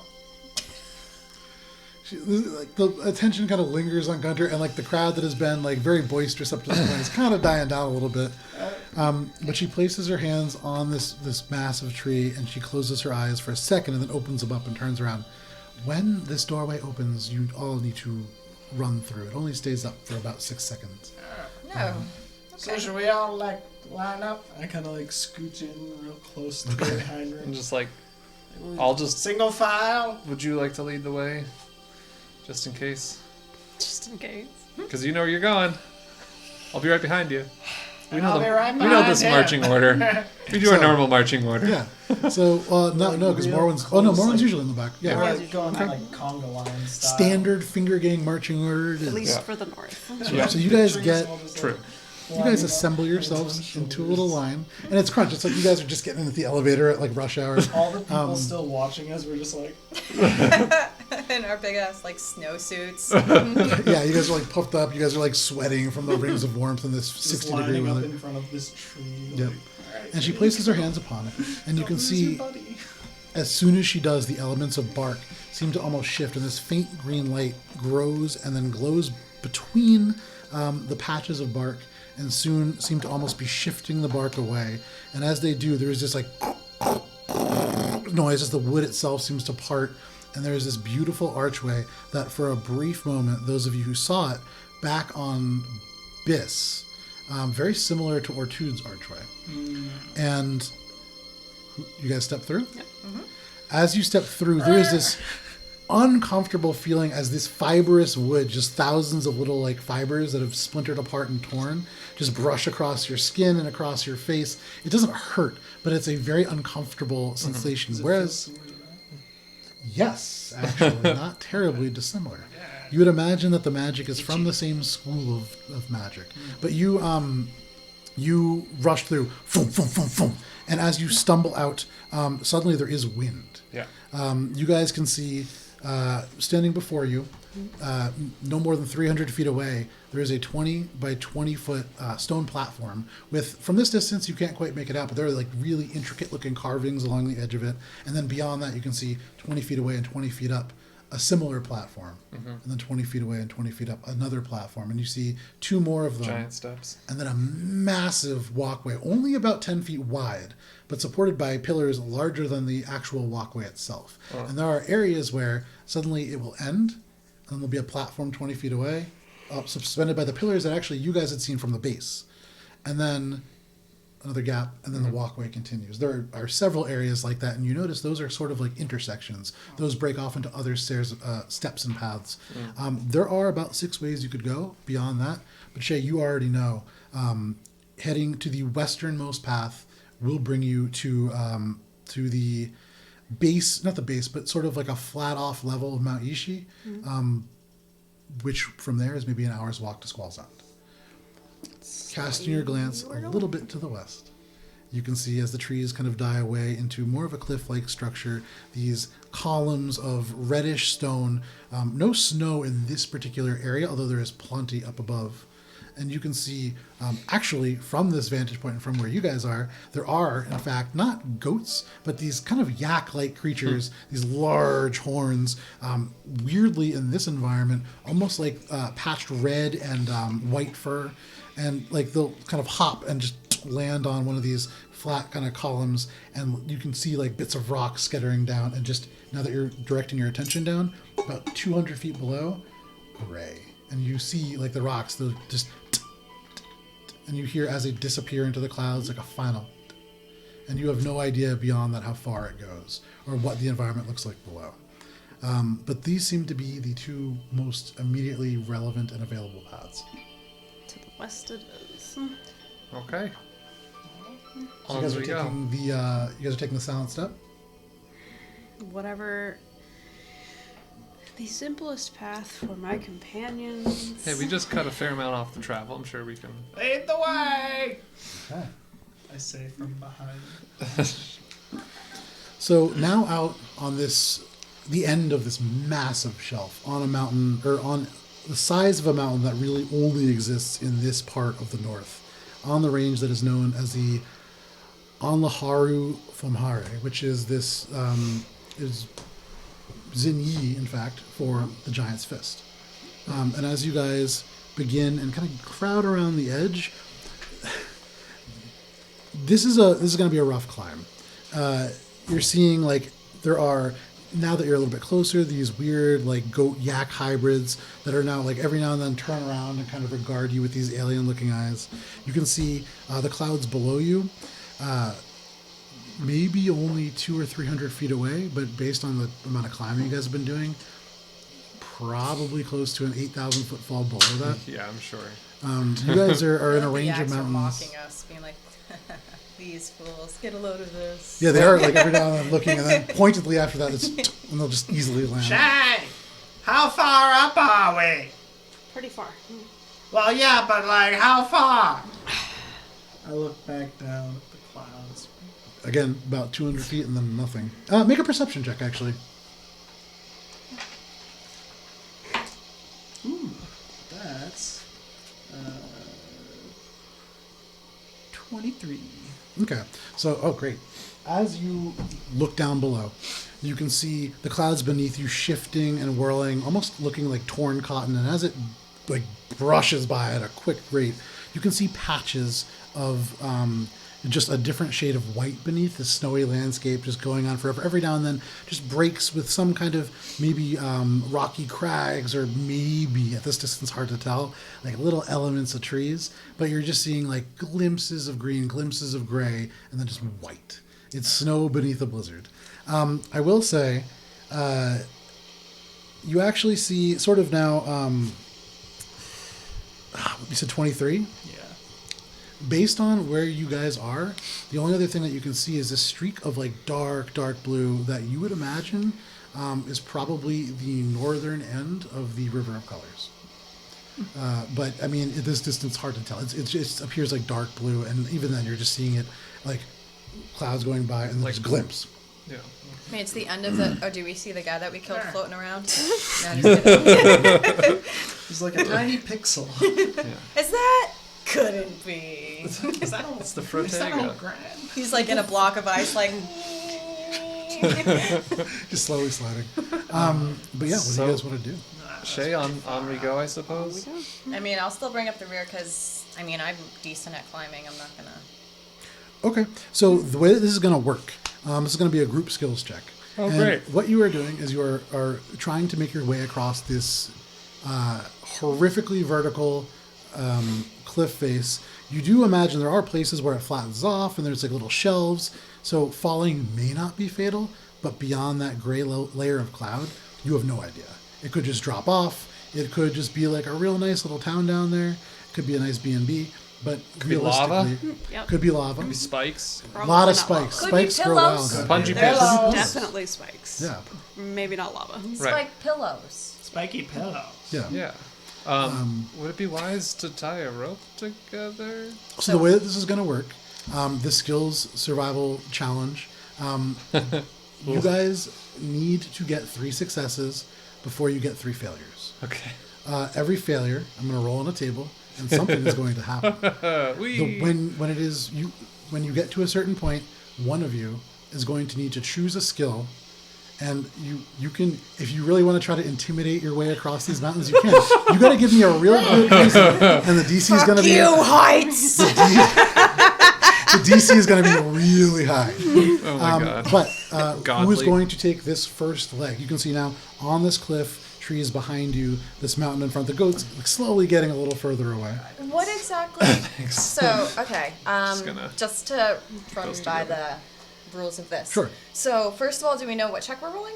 So you can choose. So you can, if you, for instance, wanted to figure some way to apply stealth to getting across, you could use stealth. I'm Well, going I to choose say. acrobatics. Okay. Probably, then. So how are you going to use acrobatics to kind of lead the group across, or in some way contribute to this challenge? Should we save you for Well, I last? guess I'll do the first one. Wait, so then other question though, the fact that I am a good climber in general, just being tabaxi, is that of any benefit to me? I mean, Or the group, without or- not really to the group, but if you just wanted to crawl your way across, Like you fuck could- these guys you and could just do my probably own thing. do that. Yeah. Okay, I'm not gonna do that. But okay, then I guess I'll go first. And if you Should guys are we okay make with that. secure lines? It's a cat. Well, okay, so I was thinking that too, but that also means.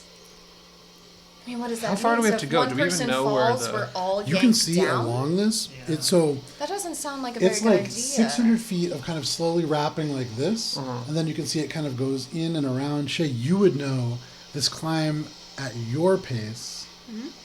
This would take you maybe at your pace, probably about 20 hours. Okay. What? With them, significantly longer, depending. Sorry. If I do this, 20 is that hours of gonna like affect anything? walking along a cliff face. And there are areas where you would be able to stop and rest. There Holy are shit. kind of caves that have been eroded by the wind and other natural elements over the years, but like the it's a Stairs of Mordor. dangerous path. Okay. We're Smeagolin up there. You Okay. know what I mean? Okay. I mean, you could try. Okay. Just be Sam, not Frodo in this mission, all right? Sure. Yeah, so Don't let I've me guidanced, Alright. and I'm basically just gonna do that all the whole time. So every now and then you're just feeling Gunter just kind of tapping you or bumping into Yeah. you. Okay. Sorry, bud. Okay. So you're frequently It's guiding real, me. real Canadian. Yeah. And then I'm gonna cast this bad boy on myself. Freedom. Okay. So as in Why don't you between just the move kind of through like the- bumps, Yeah. but Okay. so Morrowind, are you leading this? You're doing the first. You know what that I mean in general I will obviously do one of the skill checks because I think that that's appropriate. But in the grand scheme of like the story, I think it makes most sense for you to go first because you're leading the way and you know this. So Shay, what are you doing? So I'll just follow your lead essentially. 100% acrobatics. Okay, so you're going to use acrobatics to just try to, what? You're trying to get as far as you can, or are you trying to pick like a? I'm trying to pick kind of the easiest way Okay. for everybody. Like we would kind follow of Would that you mind kinda? if I suggest Like- or-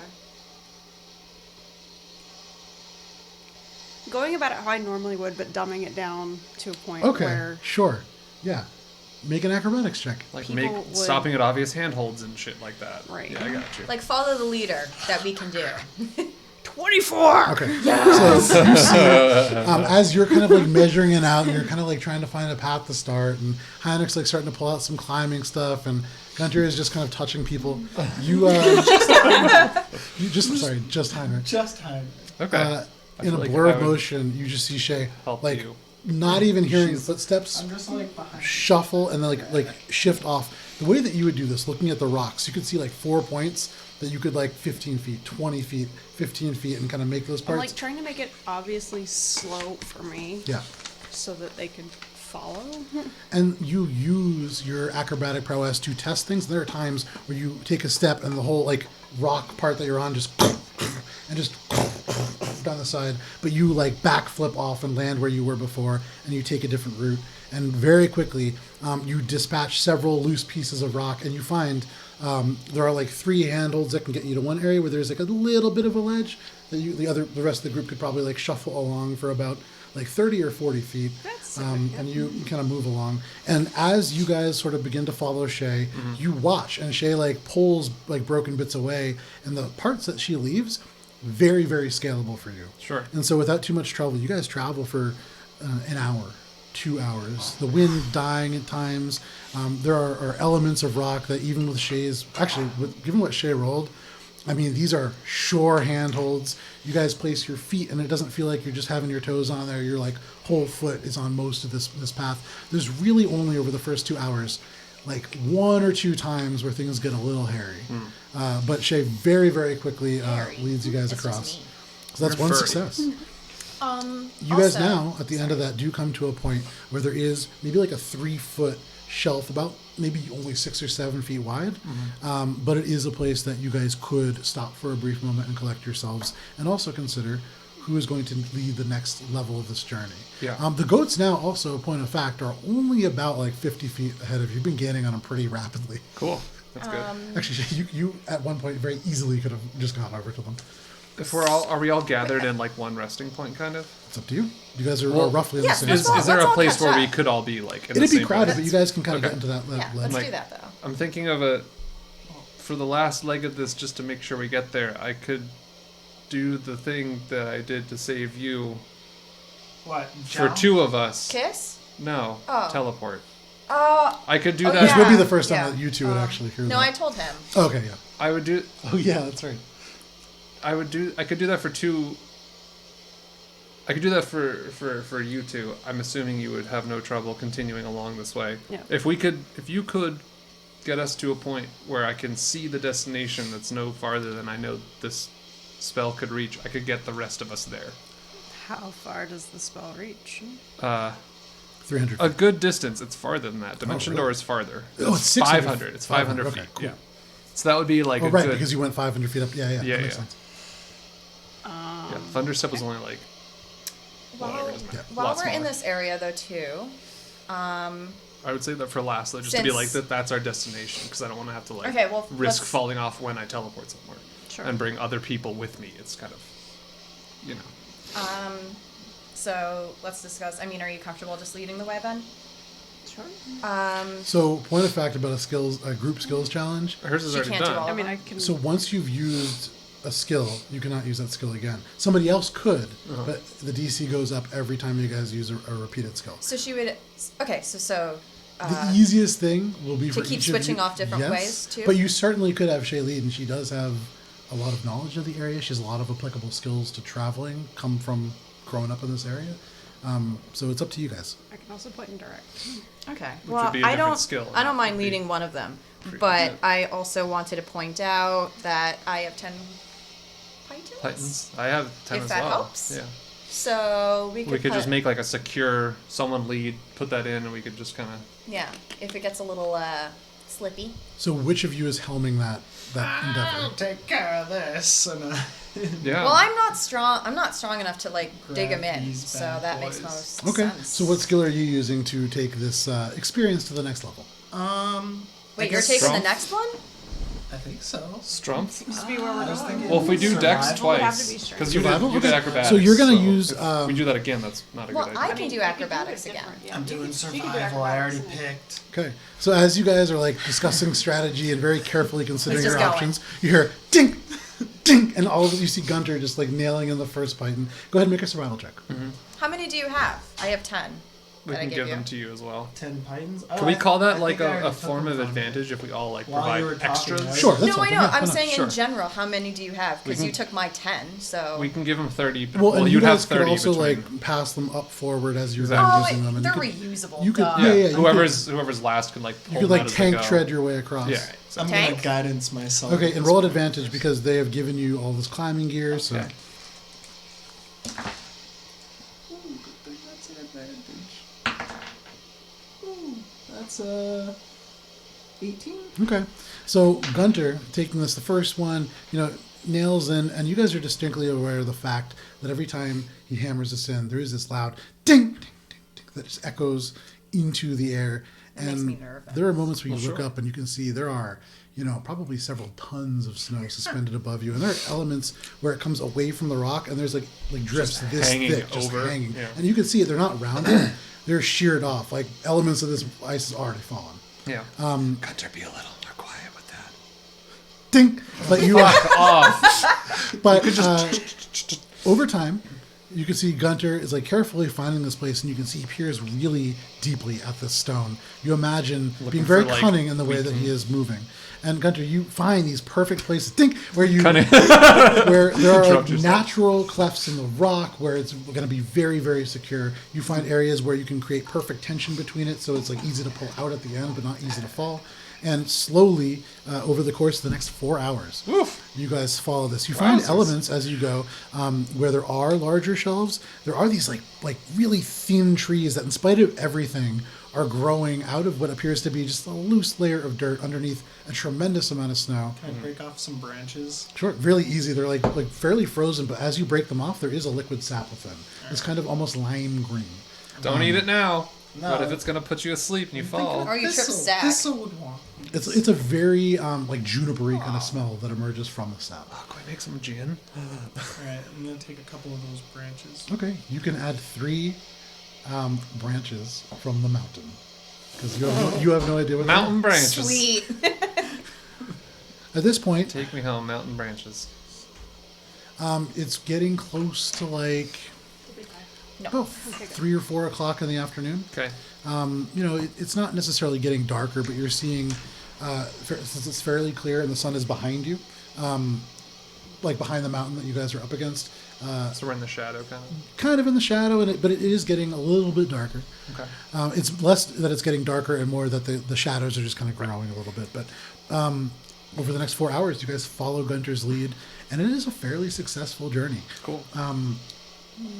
And so, Dink, as he gets it in, you guys come to a point where there is not a platform, but it just kind of ends the part that you're on, and there is maybe like a 3 foot around and to the side. There is like a little cave, and it appears to, because of the smooth natures, as the winds howl around here, this has probably been just slowly eroded. There's no sign of digging or dust, so this probably, in certain weather conditions, gets hammered. But at the moment, there is this loud wind going by on the outside. Doesn't seem to be making its way into the cave. From here, how much further do we have to go? So you kind of like peer out and try to make your looking around. Make a perception check. I would ask also, her. I would also like, yeah. Peek out too, guidance. Okay. Like under your shoulder. Nope, that's 11. Well, it's not. You look it's around, you passable, can see. but- I mean, it's hard to gauge the distance, but the Same mountains number. do a couple hundred feet, maybe 1,000 feet away, begin to arc around, and you can see this broad. You're going along the face of a series of mountains, which are kind of growing gradually up, and you're staying at roughly the same height. But now you're getting to the point where, way off in the distance, you can see a much taller mountain, and you can see elements in the now slightly darker afternoon. There are like little bits of fire here and there that would point at some kind of habitation. Shay, you how now- much further do we have to go? You guys have made really good progress. It's appearing as if you guys are no more than like 10 hours away, going your current pace still. That being said, that's going to get you to the about a mile and a half away from Squall's End. You would imagine, given your current rate of progress, yeah, you're going to make it there pretty soon. You make it there about 3 hours after nightfall. Okay. Okay. So who's doing what next? I don't think 500 feet's gonna give us much. Gives you 500 feet. Yeah, exactly. 2 of you. Yeah. Yeah, I'll save that as a previously Last resort. used tactic. It's a good idea. I mean, Yeah. it's also a nice. I wasn't expecting this to be like we're climbing for like a day. I thought it was like almost. just Yeah. around You guys then. aren't going terribly far in terms of distance, Right. But it's like picking your way It's across. sheer. It's Yeah. difficult. It's, So Well, if you had a when good we idea. were making our way, could I be downtown. safely taking out the? Yeah, Yeah, I we're assume you recollecting guys them. were like collecting them because Gunter rolled Because so I high. liked the idea of me going like doot doot, and then my tail takes the third. Doot doot, Sure, tail takes the that's third. what you're doing. Tail takes the third and kind of like tucks it into your pocket, and the person in front of you, Heinrich, at this point, would be like taking it from your pocket and passing it forward, and Shay kind of passes it forward. Oh no, over I'm to Heinrich. last. Yeah, I know. So it Oh, starts oh, with you oh. and then I got goes you. through the whole group to get back to Gunter. Well, because you'd at have the to front. pass them back. You don't have Yeah. like. And so it is actually. This is probably the most teamwork that you guys have used in a single day. Oh, so I don't get to keep them all. I mean, at the end, you would have a hand. You'd have like 3 or 4 of them, and Gunter would have the rest. Can I want my 10 back. I take out 2. You'll get the rest later. So now that you guys are in a relatively safe spot for a moment, Mormon, is there something that you wanted to contribute to this journey? Smacrobatics. Okay. So looking around, this is a good place to use it because you see that this cave kind of is in a weird spot where it's inletted a little bit, and so you do have to kind of jump and go to the left in like a 4-foot span. You can't quite reach across it because of the angle around it, but you can certainly use acrobatics to get across. Go ahead and roll an acrobatics check. I want to discuss directions and all that stuff, so I just not going in blind. So yeah, while you were away, Shay explained to you roughly how far away it was and what direction to go. That being said, too, I am going to do this the same way that she did, where it's kind of like, thank you, Good luck. figuring out the Sure. Make a the rock crumbled first. Make an acrobatics check, and then you can add your D4 of guidance. Oh shit! I'm Behind the ear scratch. kind You of got nervous this. right now. You Okay. got this. I scratch your ear. Don't screw it up. Oh, you don't got this. What'd you It's roll? plus 11, Okay. so I have 14. Okay. That's a toughie. Oh my god! That's a toughie. Okay. So, at first, you saw what Shay did, and you saw, Shay moved fast. Jinxed myself. And you take a similar approach. You kind of look for areas, and you see above there is like an element of this sort of looks like a rocky, almost like perfect, like a handhold. And you test it a little bit, and you take your claws and you tap on it just to see if it's hollow or anything, and nothing seems to move. And so as you grab onto this single out piece, and you put your weight and you pull, leaving the edge, the whole thing just snaps off, and you begin to fall. So, okay, make a. This is gonna be a dexterity saving throw. God, not again. I don't know if I'm going to use that one again. Okay. Oh my god. What'd you roll? A 12. Okay, so you fall, and it's a very familiar sensation. All of a sudden, as this thing breaks, there's this moment where you're suspended in air, and you can see the gap that's forming, and then the crack that occurs, and you can see just gray beyond, and like little elements of the mountain, and you just begin to fall. I And you immediately shit scratch, myself. Yeah, and you scratch your nails out and dig them into the rocks, and you scrape a couple of times, and you slam into the side of the mountain, kind of recoiling end over end, and luckily smash into this like a boulder that's kind of wedged into it. You only fall about 50 feet. You do take 14 points of bludgeoning damage as you take that first 4 points from that first rock, and Oh, then I the rest landed from the straight bottom. into my fresh turd, too. Yeah, and so as you hit, there's this blinding pain, and you feel like all your muscles tense reflexively, and at the same time, you feel the lower muscles tense reflexively, and there is this little sensation. Little warm But yeah, you now lay about 50 feet below everybody else, still holding this like chunk of rock. Like I'm looking over, just like, are you okay? Walk it off! Just don't Human yell. word. It's easy to see. It's worth noting. It's easy to see Moron because she's still wearing this glimmering gold armor. It's reflecting. So yeah, it's like off of like the I'm like like the a surrounding. black cat in snow, though, anyway. Well, you're not in snow. Point of fact, right here. Oh, This no, you're right. this stone rock face does not have any snow on it. Thank God, because make it that much harder if it did. I'm just gonna use message. Someone toss Hold a on. rope down. I'm gonna use a message and be like, "Are you okay?" You just hear it like, Wait. in your mind. So You would I hear- Wait, hold on. Okay. So I landed on a boulder. So the way it looks right now, there's this boulder Like, kind am of. I on a ledge? Yeah, Can I sure. stand up? Essentially. You could, yeah. I mean, it's a very rounded piece. The wind howling over it all the time. Other than like these ledges, a lot of it's very smooth. So you could. Nah, no. Okay. What do you guys want to do? Lower a rope and pull her back up. I guess. Easy enough. You lower the rope end over end. You guys have a very large rope, and actually A several. lot of I'm them. gonna Yeah. take the other end and tighten it in. Okay. You tighten it in, and without too much trouble, as you are Double incredibly python, dexterous, safe.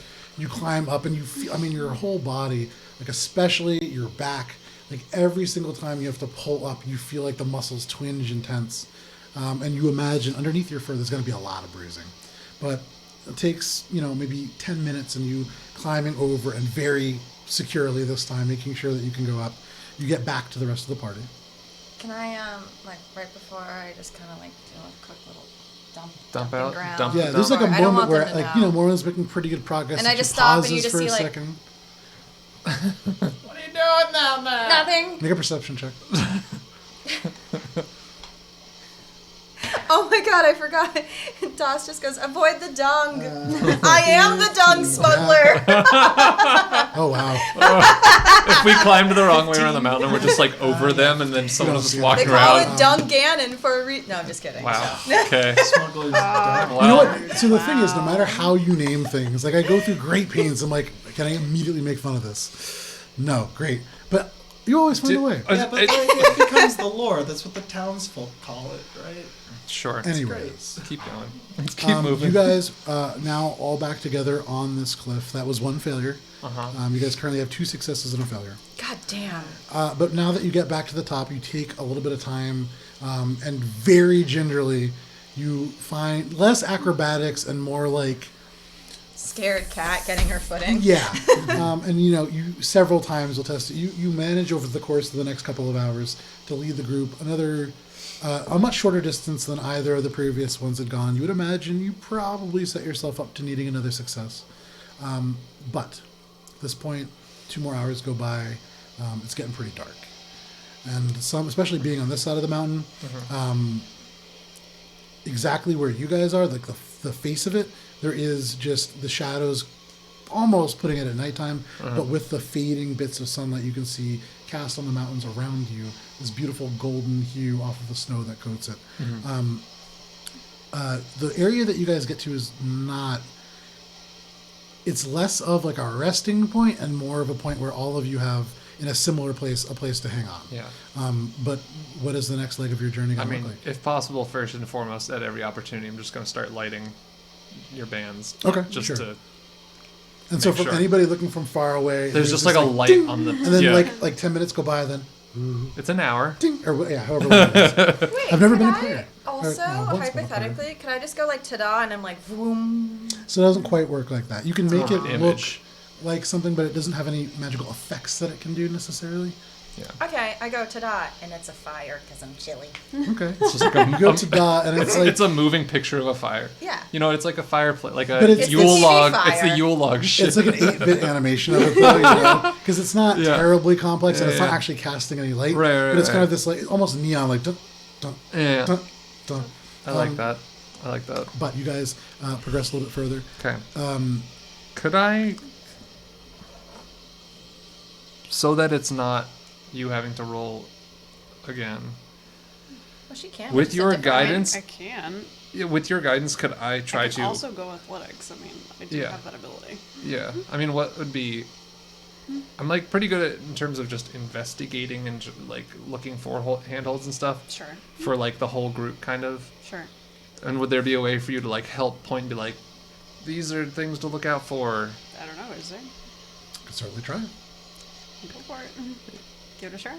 Yeah. So be like knowing these mountains so well, like, so that if I lead the party and I would put myself in danger first, kind of thing.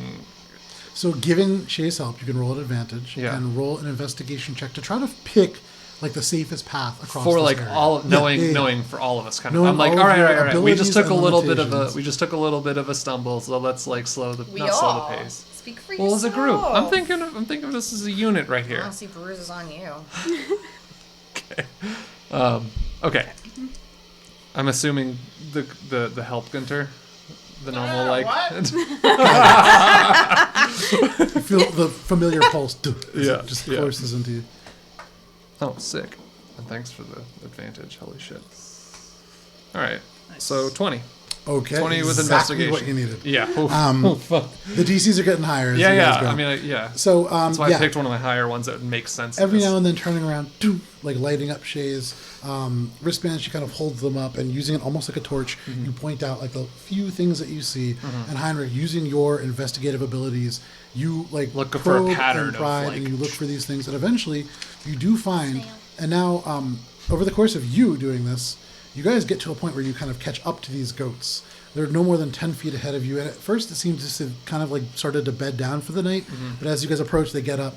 And now, with Shay's help, the light that she's casting, and just watching these goats and kind of mimicking their movements, you begin to make quick progress. Sort of like following their path, kind of. Yes, Yeah. you kind of investigate where these animals are going, and the best kind of things for your parties, with all of its gifts and with all of its limitations, and all of its charm. and all of its charm. And you make your All of its way fingers. another couple of 1,000 feet over the course of like 3 or 4 hours. It gets dark, but you continue this path, and you find there is almost like 5 feet wide. You get to a point where there is this walkway. At this point, the platforms that you had been seeing lost you in the darkness, but even when it was beginning when it was like just turning into dark, you could see that they had kind of moved far, far away. And whereas perhaps you could have dimension doored your way to them at various points, they seem pretty distant now. Right. Which you realize is because they are ascending now up to Squall's End. But at this point, you realize there is no longer a wrap. You're kind of on this final approach. Does it like get less steep, or does it just kind of stay all like sheer? It stays all steep the- until you get literally to the way that you guys are climbing. It's going to come up onto the Steps of Triumph, which go up around Yishi and then to Squall's End. So when you reach that point, it'll be about an hour away. If you guys keep your current fairly quick rate of travel, you guys will get there in probably another 2 hours. That'll put you at 10 o'clock. So who's taking the final leg of the home journey? stretch. No way to teleport. Not 500 feet to that I destination. mean, you could teleport 500 feet and it would get you 500 feet closer. Right, but it's not 500 feet to the destination. At best, yes, Yeah. and again, it's dark, and, Right, and even sure, darker sure, is hard to tell. Maybe it's like another couple thousand feet. Okay. Maybe about 1,000 feet, actually, until you get to a point where you guys could be walking on. Okay. So a better way to look at it is, how do you want to span this 1,000 feet? Because that is all that stands between you guys and a relatively, Certain for death. you guys, safer path to the actual mountain that Squall's End is located on. I think I'm too shooketh. I mean, safest path, right? Is that Wait, I'm sorry. I thought it was the last person to.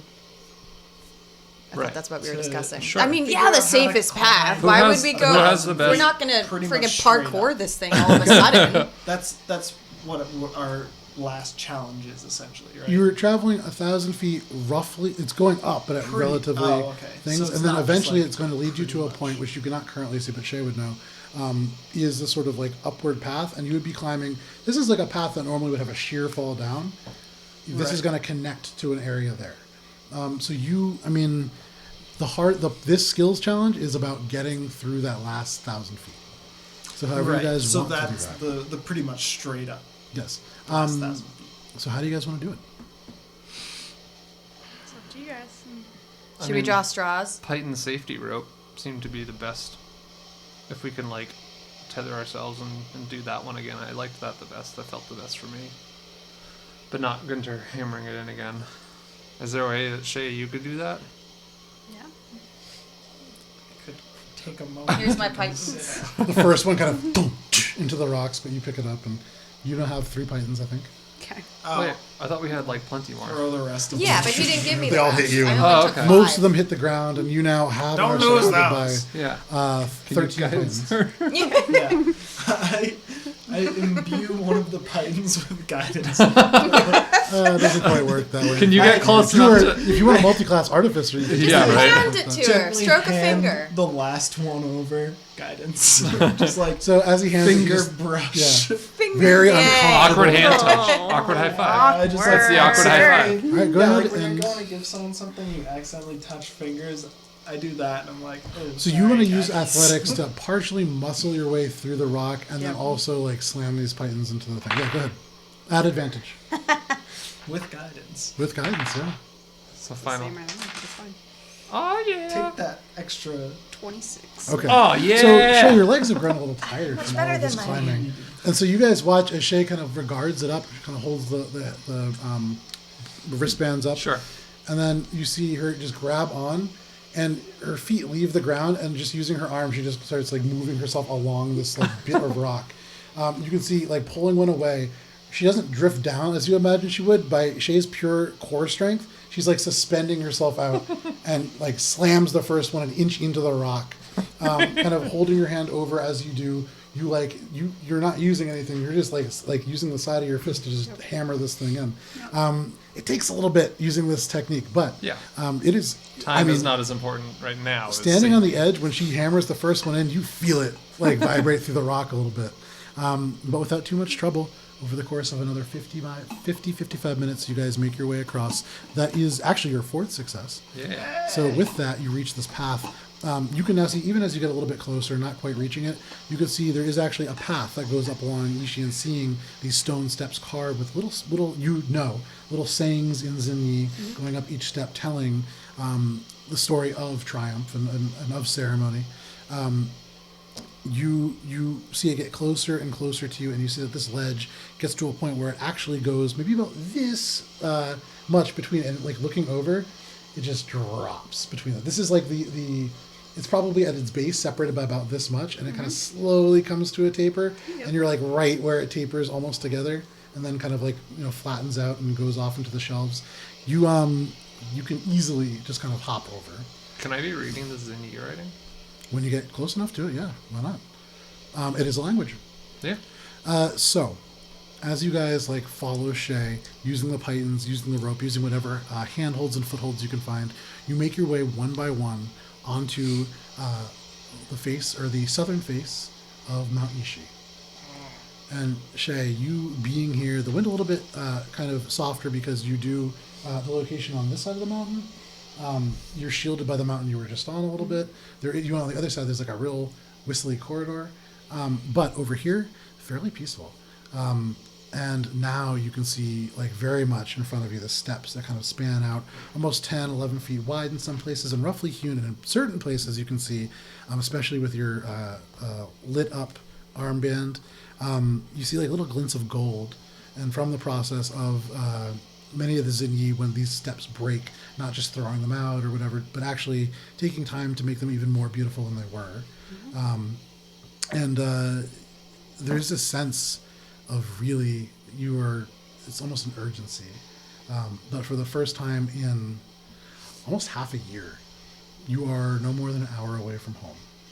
And because it is about 10:30, About we're that going to go ahead time. and take a break. So it is about... was harrowing. yeah, it is about the You most lived. harrowing non-combat thing we can do. Sure. So You're fine. Oh, first of all, thank you for everybody who like showed up. Campfire Quest, always awesome to see Hey. you guys. Talon, always good to see you. There's a lot of other names in here, but now that Allie's doing a lot of the moderation, I can't look at the chat so much. I can actually focus on things like Yeah. running a D&D game. I'm also going We're to say the the next poop patrol. time. The next time I cast Create Bonfire, it's for Campfire Quest. Okay. Oh my. Oh, I have a It's great cute. idea. I'm being cute. So, Being yeah. it is 10:22. We'll be back at, let's call it like, what, 10:35? Is that good for everybody? All right. Sounds fine to me. We'll see you at 10:35. Time to chug a beer.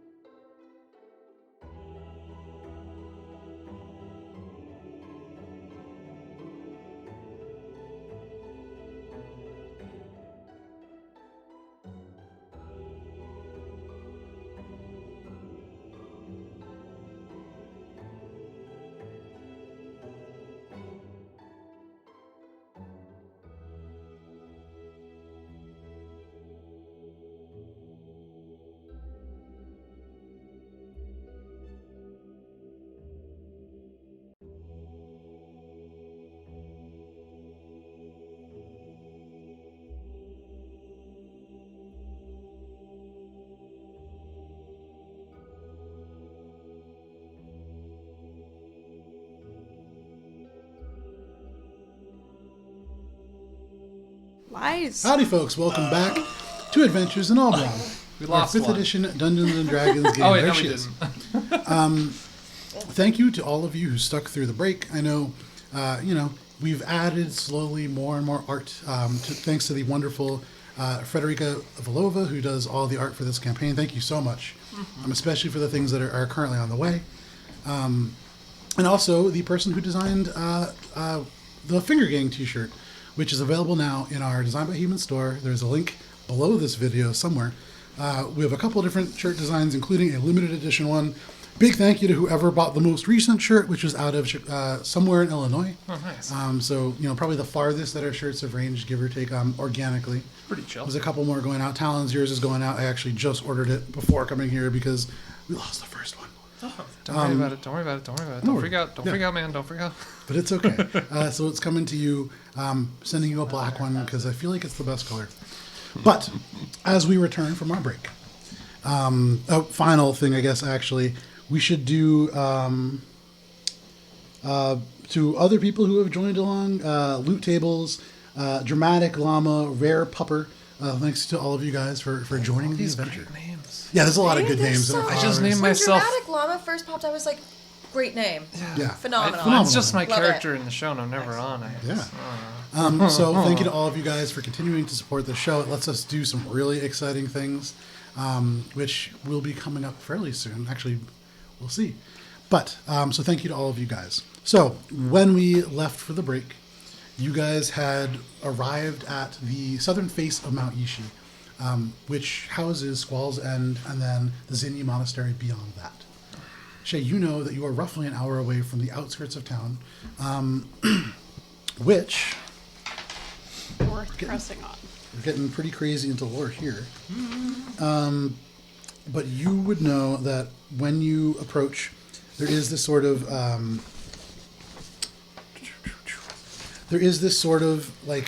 it'll slowly crest, and then you'll see a little bit of a bridge which leads into Squall's End itself, and then you'll arrive from this direction in the entrance of Hawker's Row. So you guys want to press on? It's probably about you guys are getting close to like 11 at night. I think How's so. We're everyone doing? An hour away. Oh, well, get there and get you guys some sleep. Pressing on. I'm a little achy.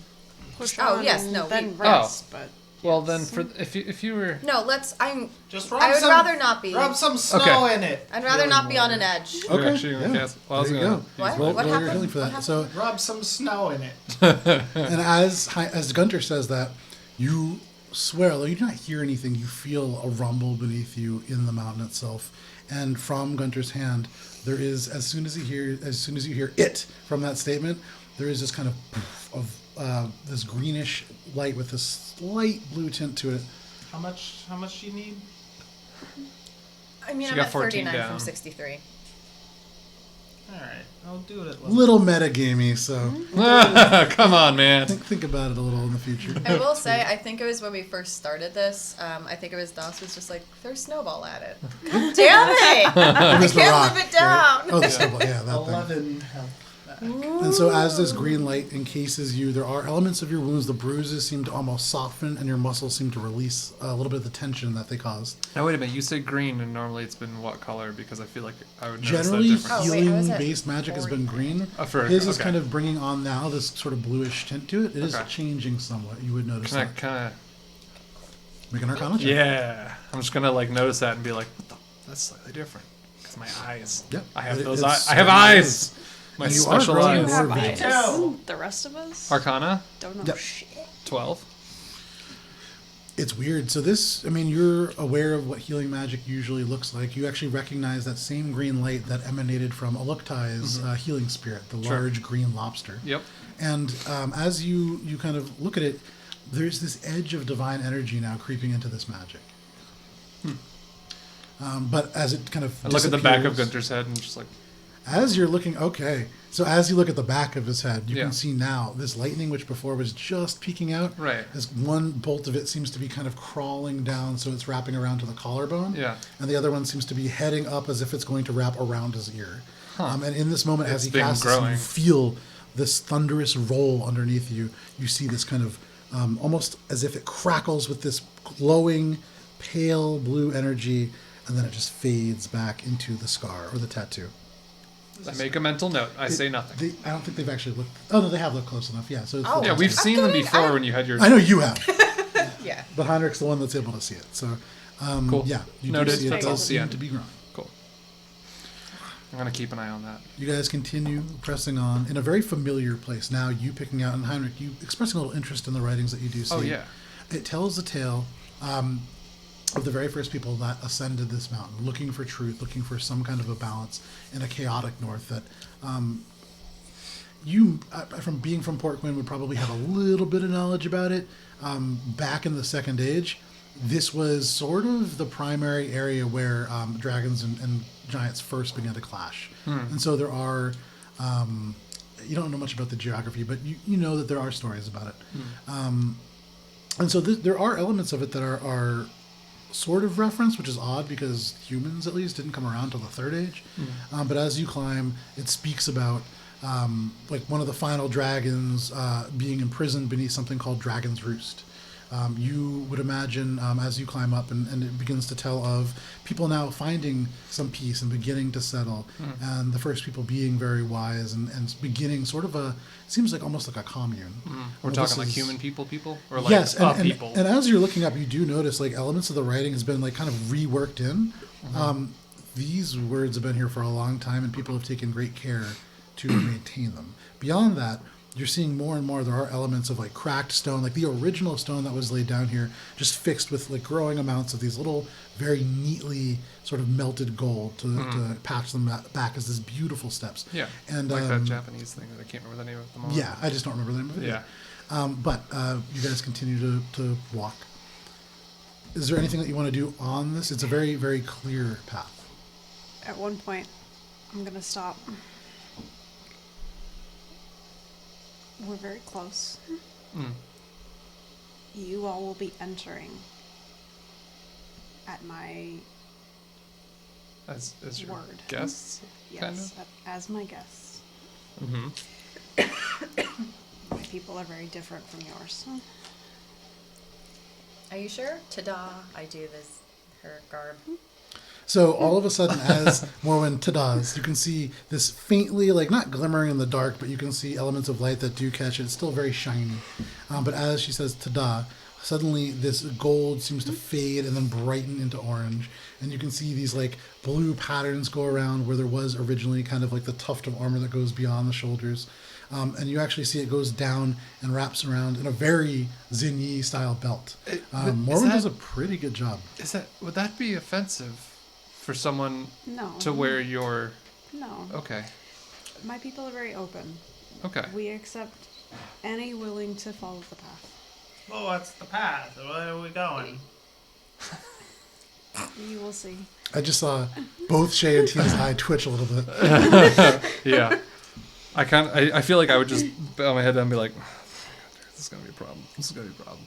My people. I will do my best to just My people give be freely. respectful.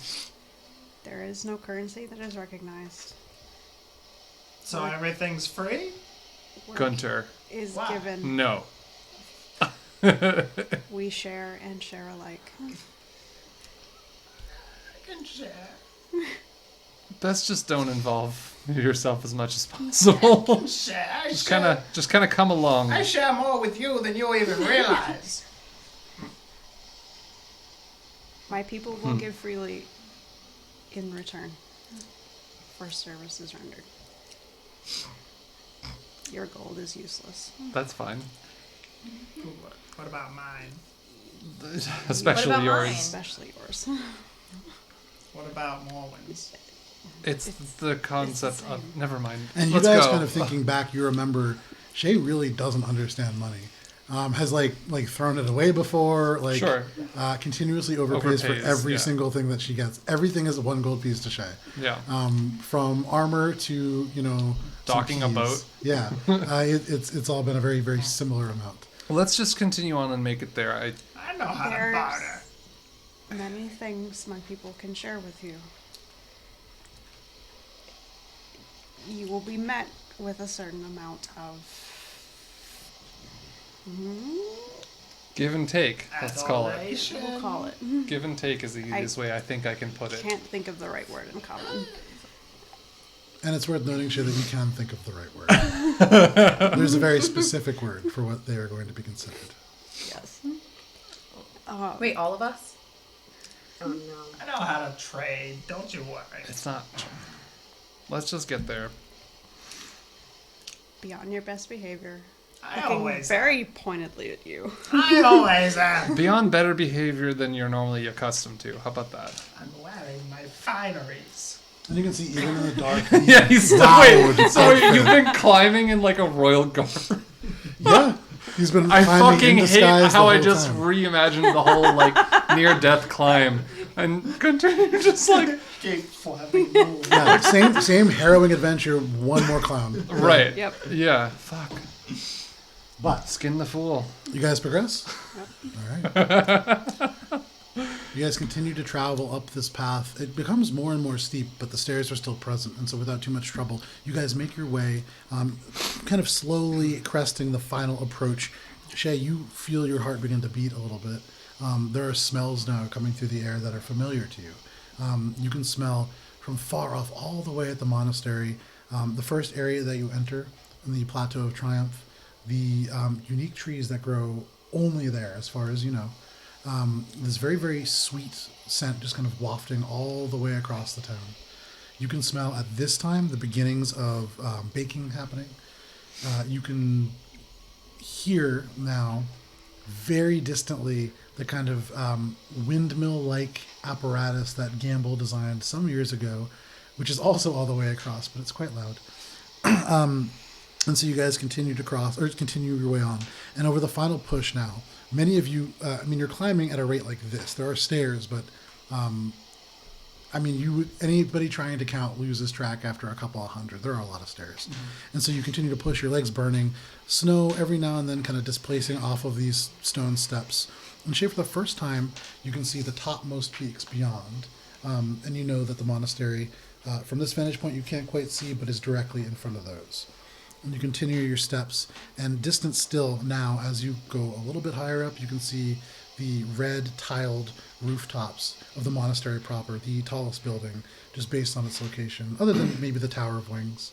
You can see now, as you get higher still, there are these tall, sloped, from this distance appear very, very simple walls that consist of the top part of the monastery. You can see these sloped roofs of red tiles and then these beams going across, and each beam bearing a single symbol. Although appearing ornamental, you would know they actually do indicate what kind of a building they are. Mm-hmm. You can see from some of them, even in the dark, these flapping sort of banners. You can see there are lanterns glowing. They do appear to be magical in design because they do not flicker like most flames do. You do not see most of the monastery as the exterior walls rise up and block this kind of very simple gray, but still with more of the sort of ornate work at the top. And finally, you push across and onto this fairly simple wooden bridge. And beyond, now as you get up to this level, you can see Squall's End just laid out. Many of these wooden beams supporting the roofs with these little signs on them. You can see... for most of you, as you kind of come into Rise, this looks like a series of very simple buildings, except to you, Gunter. Because at this distance, even with your knowledge of stone and everything, you can tell every single tile that you see on some of these buildings is perfect.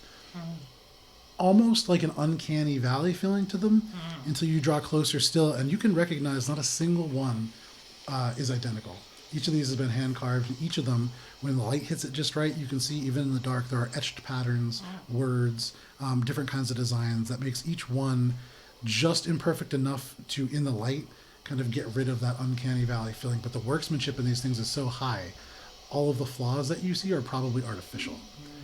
There is a level of craftsmanship here that, no pun intended, dwarves that in your community.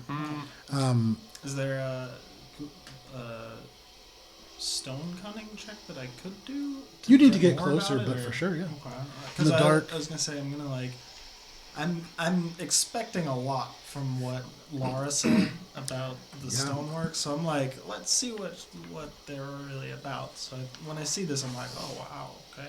Yeah, and that's, I mean, you're still just seeing a little bit because it's dark Yeah. and you're at a distance, but from what you see, even at this distance, there's something unique about this community. You can see the rest of the town that spreads out before you, dozens of small houses, even the most humble of which, small little cottages. The design, when you get closer, is just incredibly intricate. Some of the pillars have been carved to be like massive scenes of different beasts and animals, and you can see just this intricacy in every single thing that is built. Nothing is built just to be there. It is built and then perfected over time. And as many of the members of the Zinni Monastery live long lives, some of these buildings have just seen small pieces added on over time to create these large, simple structures with the smallest details that are very difficult to pick out, but just really unique techniques that are used to create these things. You can see out of many of these houses, snow on parts of the roofs. There is like little tufts of smoke coming out. Each building almost seeming to have a fireplace. And then suddenly, as you're continuing to walk, your feet find wood. You hear the texture change to kind of from like the crunch of snow to like the t of being on wood. And you are now crossing the Daijia Bridge, which you would be confronted with what would be a busy street during the day, but it is night. This is the street that you would know, or most people know, as Hawker's Row. You would know as Fukezi Street. Anybody here would know it as Fukezi Street, although most actually refer to it as Hawker's Row. Beyond that, you can see, and that being the only area of trade, way down, actually out of your sight, but you can almost imagine it. You're so familiar with this place, is the day market where people come during the day to exchange all of their goods because there is no formal bartering amongst the citizens of Squall's End or amongst the monks at Zinyi. After that, through the Akeni thoroughfare, you can see there is this large L-shaped structure. Almost seems as if it's made out of white plaster and the sort of thatch style roof, but you would know that each thatch is actually a piece of wood that has been shaped out of one large piece of wood to appear as if it has that same texture. But each of those roofs, you can tell, is formed out of a single, probably tree that has been shaped out of one piece to form something that looks like it's been made out of many. You would know that is the Frostmare Inn. I think the only inn in Squall's End. But that all lies before you, and to different degrees because of your various levels of vision. You can see little elements here and there. What would you like to do? It is about midnight, a little past midnight. You all would do well to go to the Frostmare. I point to the large building. You coming with us? Is that where I should bring them? It It's sounds the like inn. you have your own business. I have my own business. So are you we like in your area now? will find it most This is particular. Shay's house. Wait, where is your house? And So as does that mean it's- we're near Crodic's house? Who's Chronic? Yes. And you know Chronic lives about 3 houses down from you. Yes. In the The bird person. I need to get my From beauty Biz. sleep.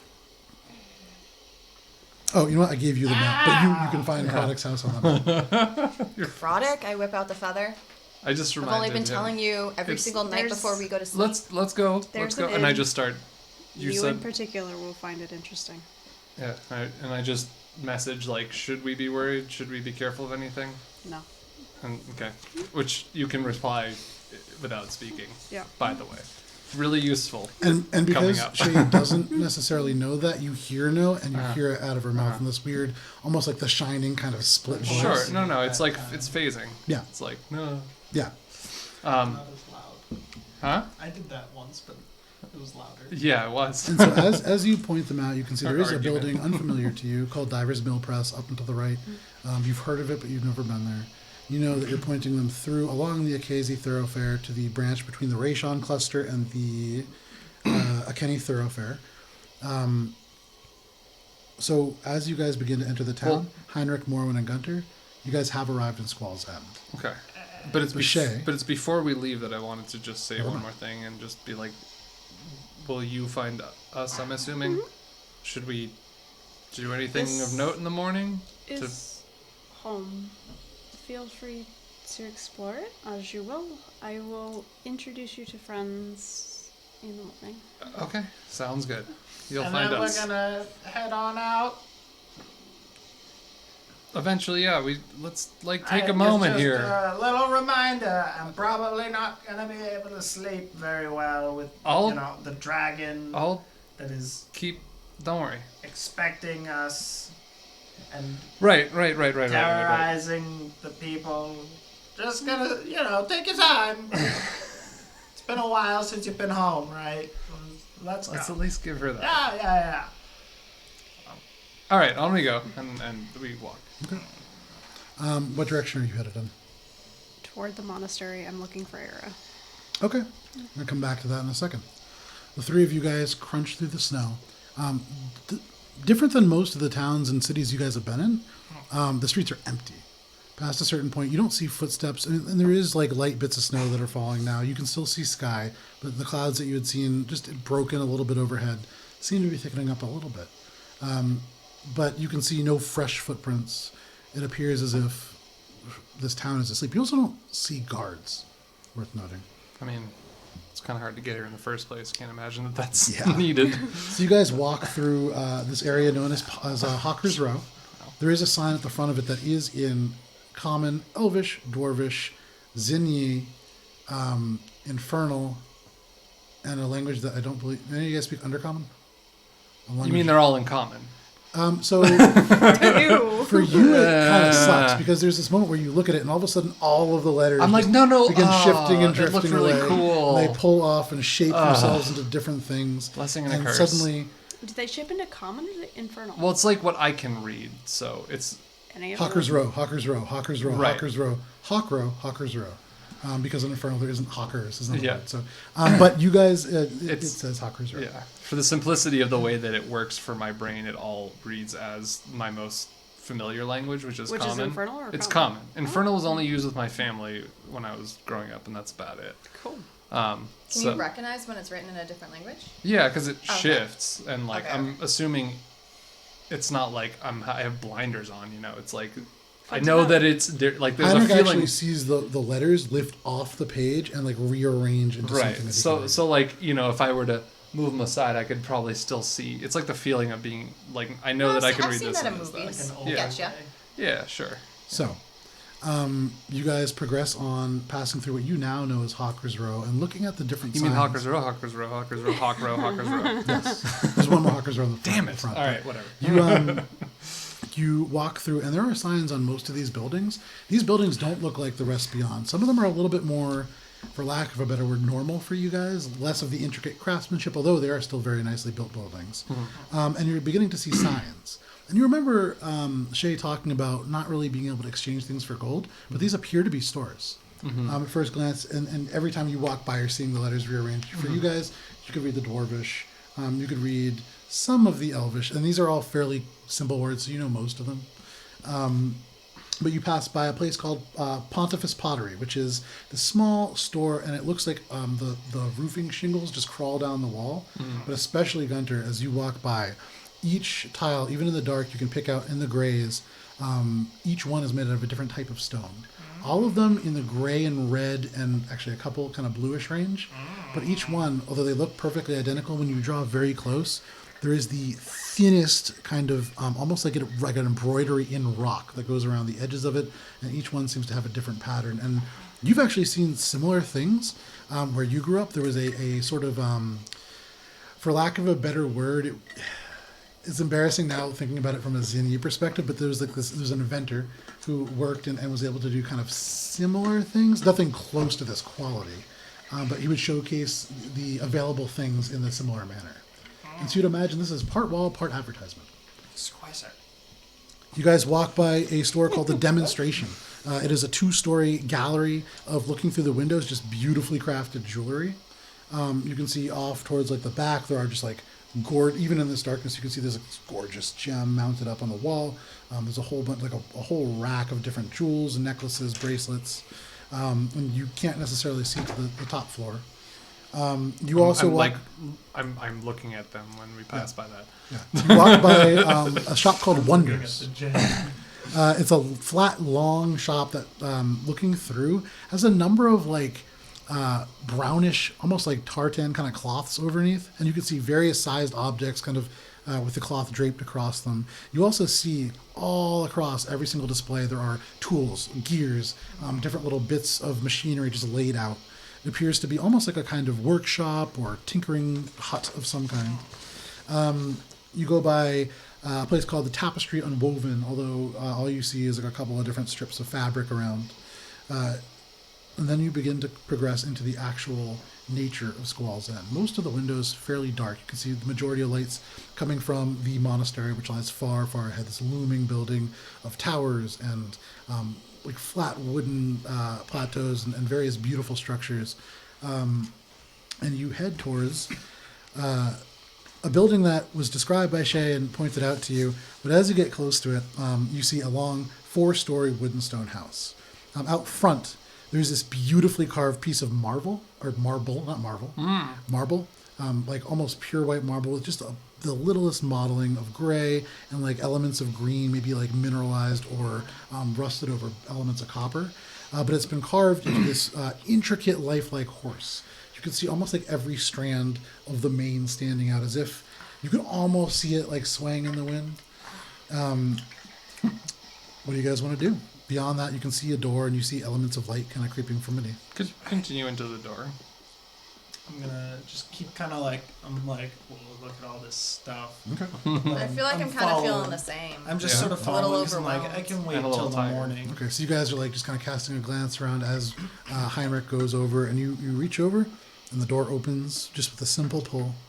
Or sorry, actually, it opens up much like most of the doors in Squall's End, actually inwards. Inwards, okay. So that when snow piles up, Right, you don't have get to snow push down. out, yeah. So walking in, it is this. First of all, the light kind of hits you. It's brighter than it seems, and you realize immediately it's not because of the level of light. All along the wall, wrapping around this bottom floor, which now across you do see a bar with a tiefling behind it. But we'll get back there. There are tables and benches, which at first seem very simple, but again, as you look through the wooden grain that is in the actual wood, that's rock. And it's just been carefully worked and maybe dyed to appear like it's actually wood. You can see all around on the walls, it's a beautiful mosaic that seems to show some kind of a story involving a horse, and your mind is drawn to the horse outside. Sure. And it wraps entirely around this first floor, elements of glass, rock, and little bits of tile, just to make this absolutely gorgeous scene. But at the very back behind the bar, and there's nobody else in, this guy looks fairly tired. He seems to straighten up a little bit as you enter, clasping his hands. Peach skin, fairly typical for a human from the north, but you can see the horns, typical kind of tiefling horns that go back and are swept up. Although these have been, it seems like maybe a little bit shaved down and polished because they are pristine white. But he sort of clasps his hands wearing this sort of green and gold tunic. He's maybe 60 feet away from you, so he seems to be kind of politely waiting. What do you guys want to do? Let's slowly approach. Okay. Just give like a nod and like a half wave. So, sorry. No, go ahead. Sorry. So I have to recap. So are we in a store right now? We're inside the inn. What was Okay. the name of it that she gave us? The Frostmare Inn. Right. So Okay. as you approach, So we walked by a bunch of stores. Yes. And now we're in an inn. yes. Okay. And there's a tiefling Behind hosting the bar. or whatever. Yeah, he seems to working be it. behind the bar, but he's probably also the person, because you do see off to your left, there's stairs, a little landing and then stairs that go up, and very typical kind of tavern fashion, rooms upstairs, bar downstairs. Only person there? Still Seems to be you admiring guys, the then this craft. tiefling. I'm just like, Yeah, and for you especially, it's almost overwhelming, because you keep seeing details that pull your eyes in different directions, tear away. and beyond even just the beautiful mosaic. Like the mosaic is mindfully designed so that the textures of the stones, the angle of the glass draws your eyes like along the wall, actually reading the story. It's beyond just being good craftsmanship. There's been a tremendous. This is more of an art installation than a wall. What were you doing, Moran? No, I was just Catching up. Recapping? Fair. Yeah. So approaching. Yeah, I'd approach. Hail and well met. Hello, welcome to the Frostmare Inn. I'm Xanifer.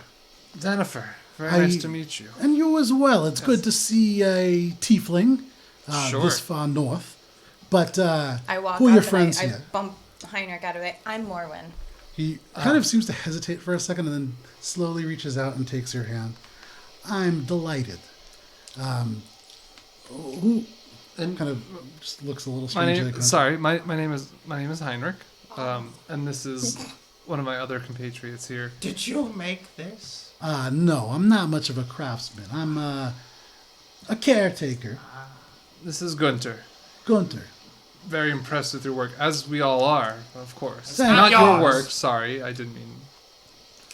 It's very, very beautiful. I like to think of myself as inspiration. To You others. can't tell if it's a joke or not. Like Yeah. weird delivery. I'm like, okay. Well, What are you laughing at? You. no. We have just arrived. It is very late. Are rooms available? And what is?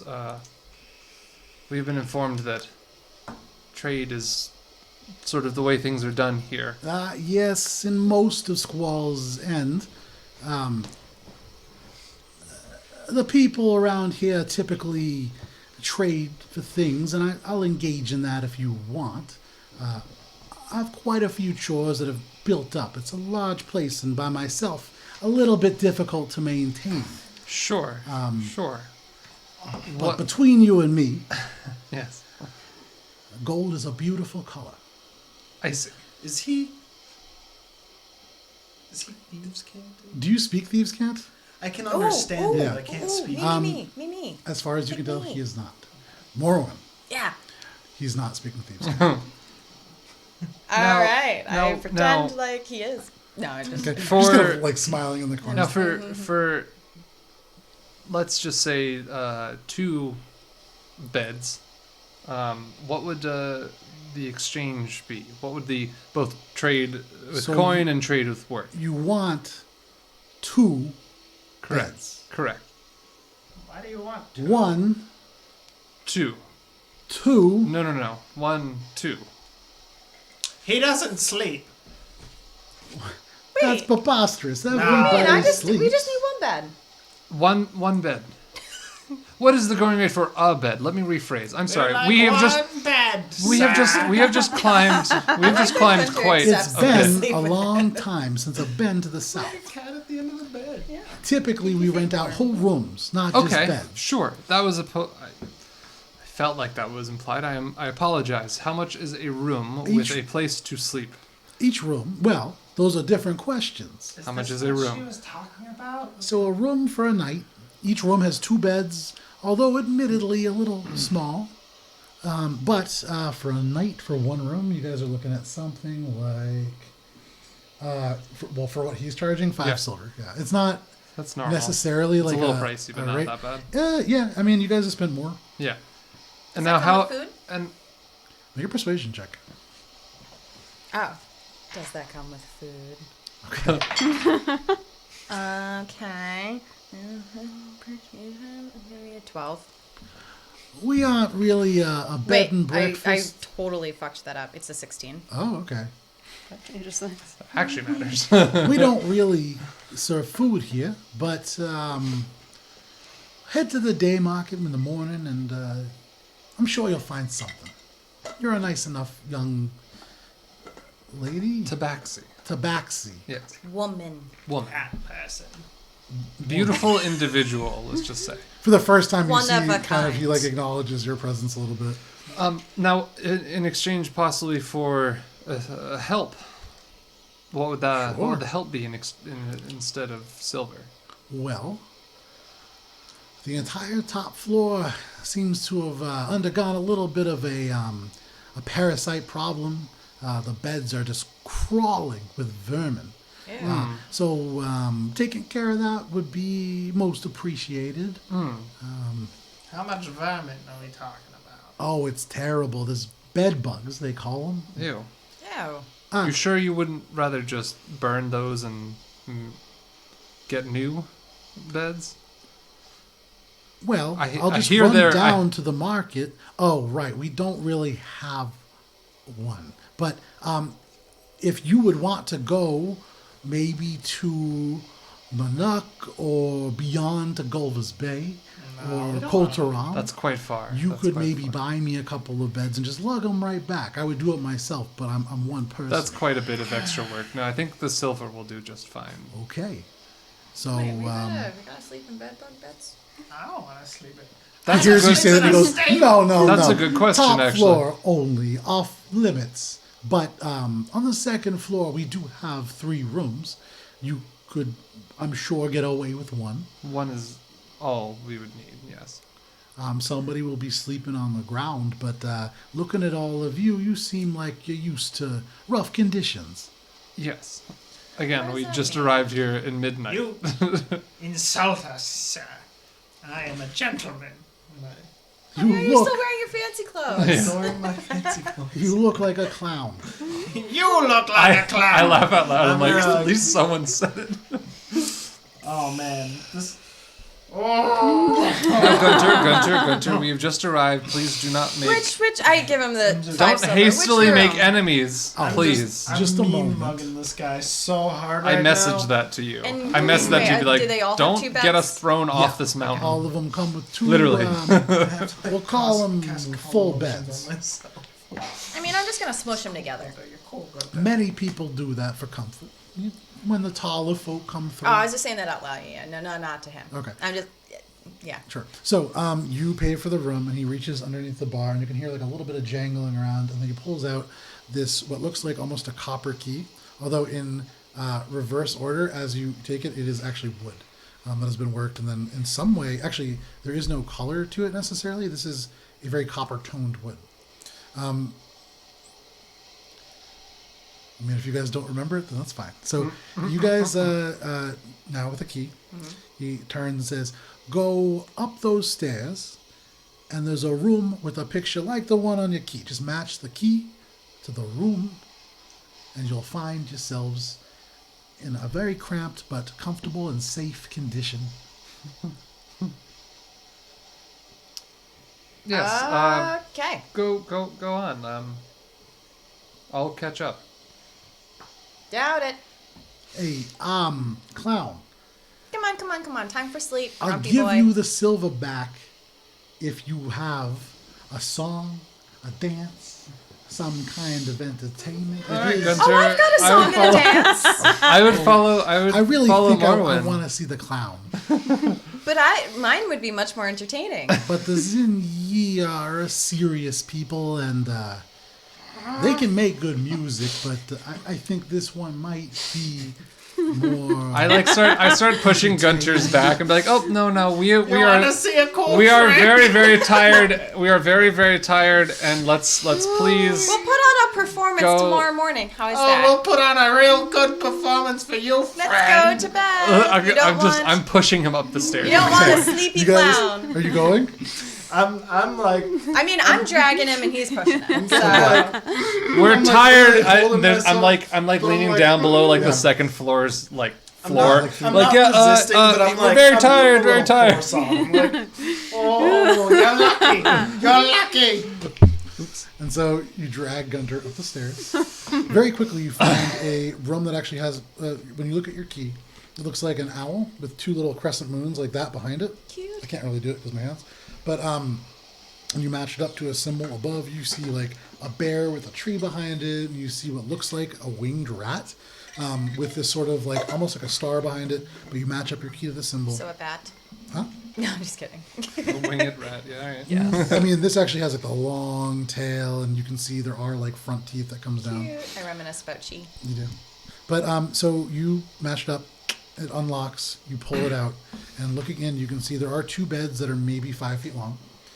They have very simple, soft blue covers. Each one has 2 fairly simple pillows.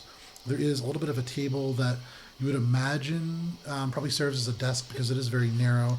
And there is a chair, just simple wooden chair in front of that, and then this what looks like a footlocker at the base of the bed, and that also appears like your key would probably lock and unlock that as well.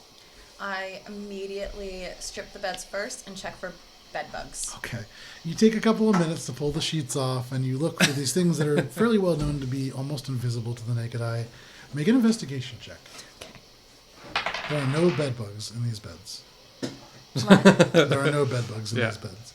Without even rolling. Oh. But yeah, I mean, you look down. Well, it's a 12 for what it's worth. Yeah, but it does seem like it's pretty clean, and you reassemble the beds. I smush them together. Okay. Just the, They just like collide together. The sheets kind of ruffle a little bit more, but you push them together and now have a wider bed. It is still only about 5 feet long. Meanwhile, Gunter, what are you doing? You've kind of. I mean, I arrived pushed in him this room. into the room Yeah. with. So you push him in and just shut the door behind you. Yeah. Here, sit down, sit down. Let's calm down. Let's have a drink. I'm considering ways to enact some petty vengeance upon this yeah. tiefling.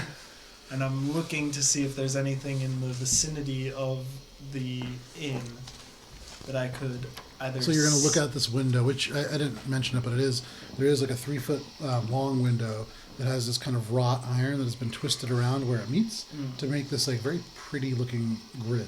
Although you can tell you can easily lift it up and it will come off these 2 hooks and pull them away should you need to leave out of the second story of this inn. Is there anything that I can steal?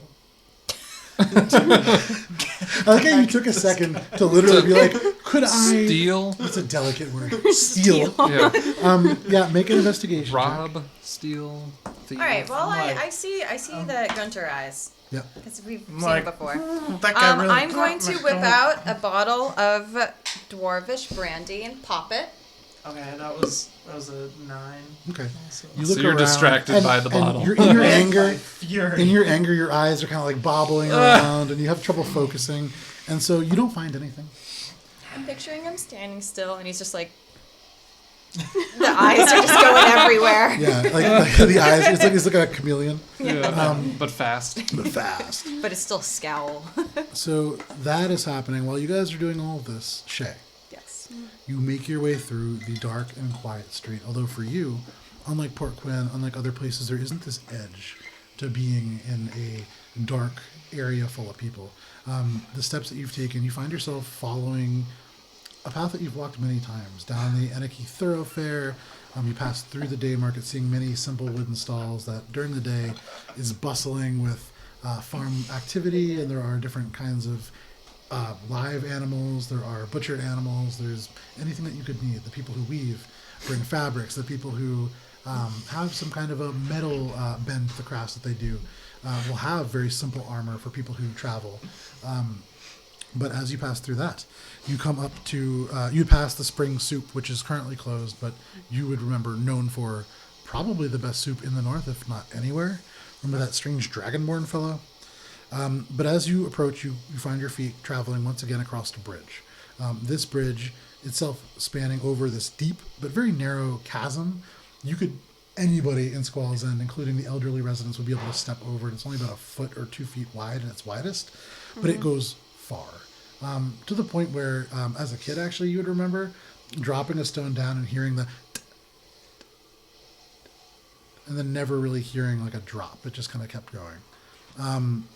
But easy enough. The bridge itself more for ornamental purposes.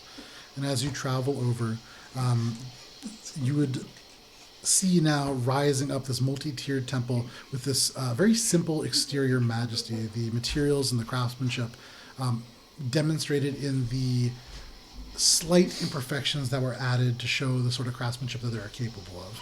They are so highly skilled that they can make these perfect items, but everything being uniform doesn't represent any kind of forward progress. And so there are these elements that are added to it. You can see now as you go up this series of steps that kind of spiral up, carved into the actual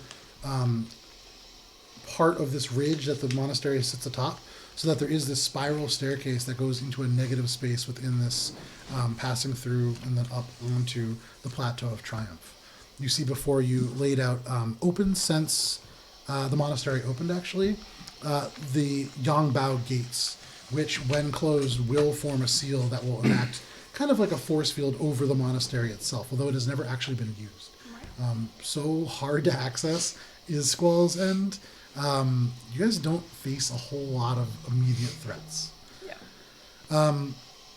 Through them, you can see elements of the monastery itself. You can see these long, multi-tiered pillars. You can see the wooden floor that leads between the various buildings that travel into the interior courtyard, and then beyond that into the large dome structure that beneath lies the halls of Dharma. At the moment, there are not a ton of people around, although now that you're in the monastery, there is some activity. You can see here and there members of the Zinyi just sort of walking from one building to the other. And very unusually, you can see now on the exterior walls, you see sort of a winged form on one. You see a long silhouetted object, probably a spear. And there are people kind of on watch, which is very unusual. Where are you going? To Era's quarters. Okay. So you travel across the courtyard and head to the right, going by on your left what would be sort of there's like a room full of training dummies, and though very sweat-scented at this point, is a place where every monk spends a tremendous amount of time in the initiation phase of their, before their trials, actually, before they would even go to the halls of Dharma. And as you go past that, you would pass by, now going closer to Era's quarters, through the Mystic Monument, through the areas where so the Zinni don't keep books. The Zinni use these glass sort of lenses almost, that when put up to a light source will cast the words across another flat surface. And in that way you can store a tremendous amount of knowledge in very, very small areas. But you pass by, the halls of records where your name is actually etched somewhere. You can see... Mentally thinking I have things to add. Yeah. We'll get there. You go by the sort of strange quarters that, now that you're thinking about it, do mimic the Room of Air in Kord's Temple, but a place for many mystics to go and meditate. Very hard place to have a still mind, but there are those that find comfort in that. And eventually you find your way into the apartments of the mystics, where Era, despite her very prominent status amongst the mystics, has a room the same size as everybody else. And you travel 3 doors down, and you see Era's door, although it is no different than any of the others. There is light coming from beneath. Knock very lightly and open the door. Okay. And as you turn, already standing, very relaxed in a sense, but in that stance you do see a readiness. Standing before you is a mountain elf. You can see the tan skin and waist similar to Highlands, although she is a little bit younger. No, older. Sorry, yeah, older by a couple hundred years. Although it doesn't show necessarily. Doesn't? Doesn't. Okay. Either way, the difference in age is almost unremarkable. You see, similar to Hyalon, there are the same elements of like very, very faint scarring that do seem to have some kind of a pattern or purpose. You see in her eyes there is a little bit more of a stern look than you're used to, but very quickly the edges of her eyes soften, and you see the familiar laugh lines and crinkles. Although she is stern, there is this... I can read more book. She doesn't immediately approach you, but she does let off a smile, and she says, to remain... Don't worry about that. To remain centered and calm, knowing that the heart and mind are one, and that a calm mind is a pure mind. Shay, it has been hard to keep that tenet. You've been gone for a long time. It has been long. Where has your path led you? And she does now. Sorry about that. She does now bridge the gap between you, and her arm or her hand reaches out, and there is this very familiar grasp of your forearm. And for almost a moment, she's a hard person to read, but there is relief. There's so much that has happened. And you can see now her hand very passively reaches beyond you a little bit, and the door just shuts. And so, I'm just going to cut off here. But you now stand in her quarters, a place that you've been many times before. Not a lot has changed. She's not somebody who acquires a lot of new items similar to you. You do see that there are 1 or 2 of those little kind of glass lenses that sure that she has been studying or reading, perhaps. But she, hang on, I have something for this. So, standing now within these very familiar quarters, you're with Aira, the person who initially, after your father left and after your mother went on her own adventures, really kind of took you in, found you mentorship with Creek, found you some ways of interacting with Gamble, who taught you quite a bit, although some of it rather unconstitutional, or not unconventional. There you go. And the daughter of the person who reminds you the most of anybody within your party, the ancient mountain elf Druxa, Yep. who has some strange similarities to Gunter. Yep. The mountain elf who does, last that you remember, getting close to 900 years old. I think he's Like 900? No, 930. 930. Yeah, so this is an old elf. But despite that, you know that he is in very good condition, in ways.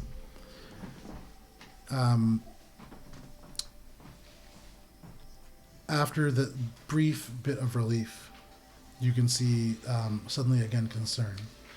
What have you found? There is much that has changed in the world. I encountered Hylan in... And you immediately Goldberg's mentioned that Bay. name. You can see and feel, because she is still holding onto your arm, this like pressure. And for Aira to lose her composure like that, very unusual. But very quickly just kind of closes that down. approached me in Goldberg's Bay. They're in Giant Step. Her and her cluster. Whatever We do they are. know a little bit more about them. What have you learned? Only that they are there. She wouldn't say more. Era, please, I need to know. What is this? Make a perception check. Or make an insight check, actually.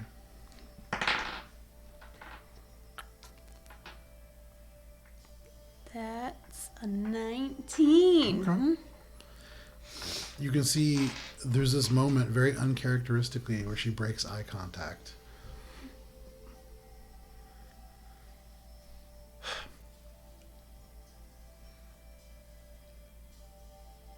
It's a longer story than yours or mine. These are paths that have weaved for a long time, although we didn't see it at first. They are called the Ninth Path. Hylan, and you can see it almost pains her to say that name. It came to me maybe a week before everything happened. She told me, she accused me of things that didn't, to me, make much sense. She thinks that there is a curse upon my father. She thinks that there is a curse upon me. And she says the things that are happening, everything that's changing, it's our fault. And even more uncharacteristic of Aira, and actually going against some of the core tenets that she believes in. With that insight check, she's not lying, Right. but she's not telling you everything. Sure. And very specifically, actually, you remember amongst the things that she believes, Aira being an incredibly spiritual person, there is specifically something called the rite of speech. And you recall many lessons, especially as a kid, Aira lecturing you to speak as one means. No lies nor perversions of one's own thoughts shall depart from one's lips. And you have written that sentence many times. It's one that you know by heart. But in this moment, a woman who you've known for your entire life, who, as far as you can remember, the closest lie that she ever told you, as far as you could tell, was about your mom. and sort of the nature of why she left and that kind of thing. This is the first time since then that you could remember any sign of dishonesty from Era.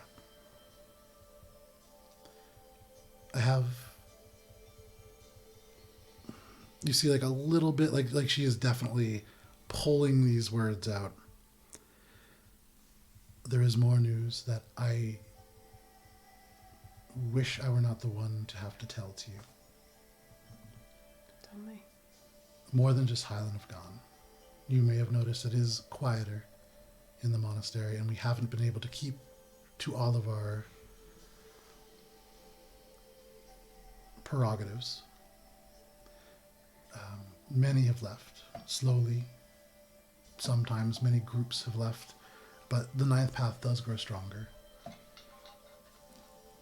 With Highland, many of the more martial-focused monks left. I really don't know how to tell you this, but amongst them, it seems as if Creek has joined them, and with him, almost the entire guard. The mystics stay loyal to me. Gamble has remained. The listener is taken ill, but is still within his chambers, although nobody has seen him in some time. But he still communicates, as he does. I don't remember the last time that I felt this way, but we are in trouble. What aren't you telling me?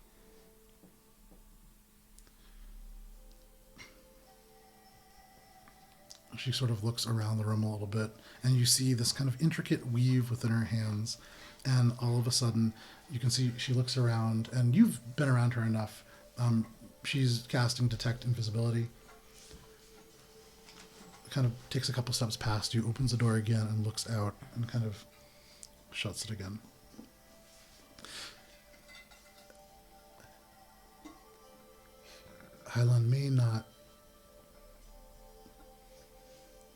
Highland is not wrong.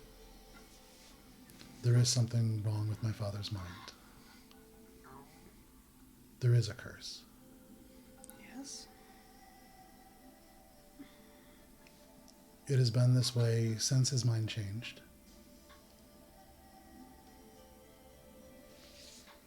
That was years ago. More than that. Hundreds of years ago. I know.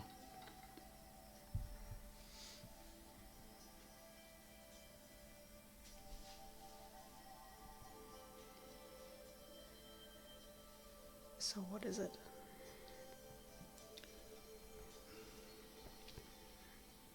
You need to understand, given Drux's age, the things that he's been through, he is very dangerous. I thought it would be safer for him. I didn't think it would end up the way that it has.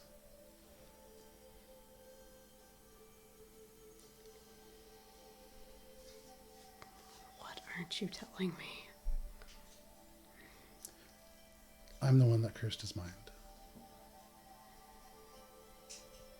Okay.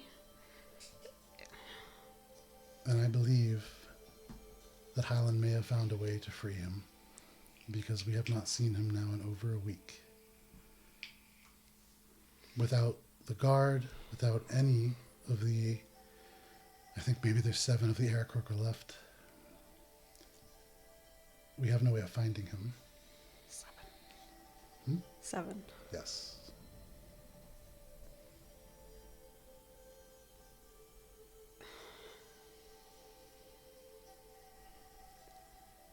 What I know of him, we wouldn't find him anyway. There are things you do not know about my father. He was not always a simple troublemaker. There is an evil that lives within him, and if his mind has been freed, amongst all the other that has awakened in these lands, he will join their ranks. And as much as I fear whatever has taken Koltaram, what inflicts many with these visions and dreams of smoke and death, Despite whatever's happening to the south in Darkmoor, nothing fills me with fear more than my father having his mind back.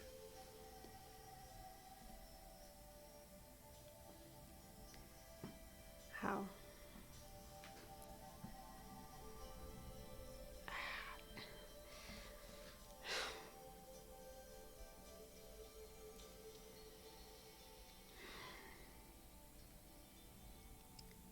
What's next? I'm very glad that you came. It's hard for me to say this, Shay, but for the first time I can't see what path I must walk. I can't either. She sighs and kind of straightens up a little bit, unaware of the fact that she's been slumping forwards, straightening up a little bit and just saying, well, at the very least, having two people not knowing what they're doing is better than doing it alone. It is late, and though I do not want to sleep, I fear I must. Yes. Are you going back to your house? Probably. The silver lining to all of this is I do believe Gamble has left something for you.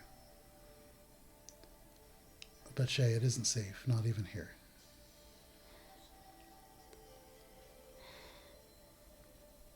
Such a strange thing when your home becomes not the sanctuary you once knew. She looks away a little bit, her eyes losing focus and seeming to kind of drift to the past. And a couple of seconds go by. This is not the first time that I've lost a home. But if Druxa is free, it also won't be the last. The sundering of the North was Druxa's doing. We didn't flee destruction there, we brought it here.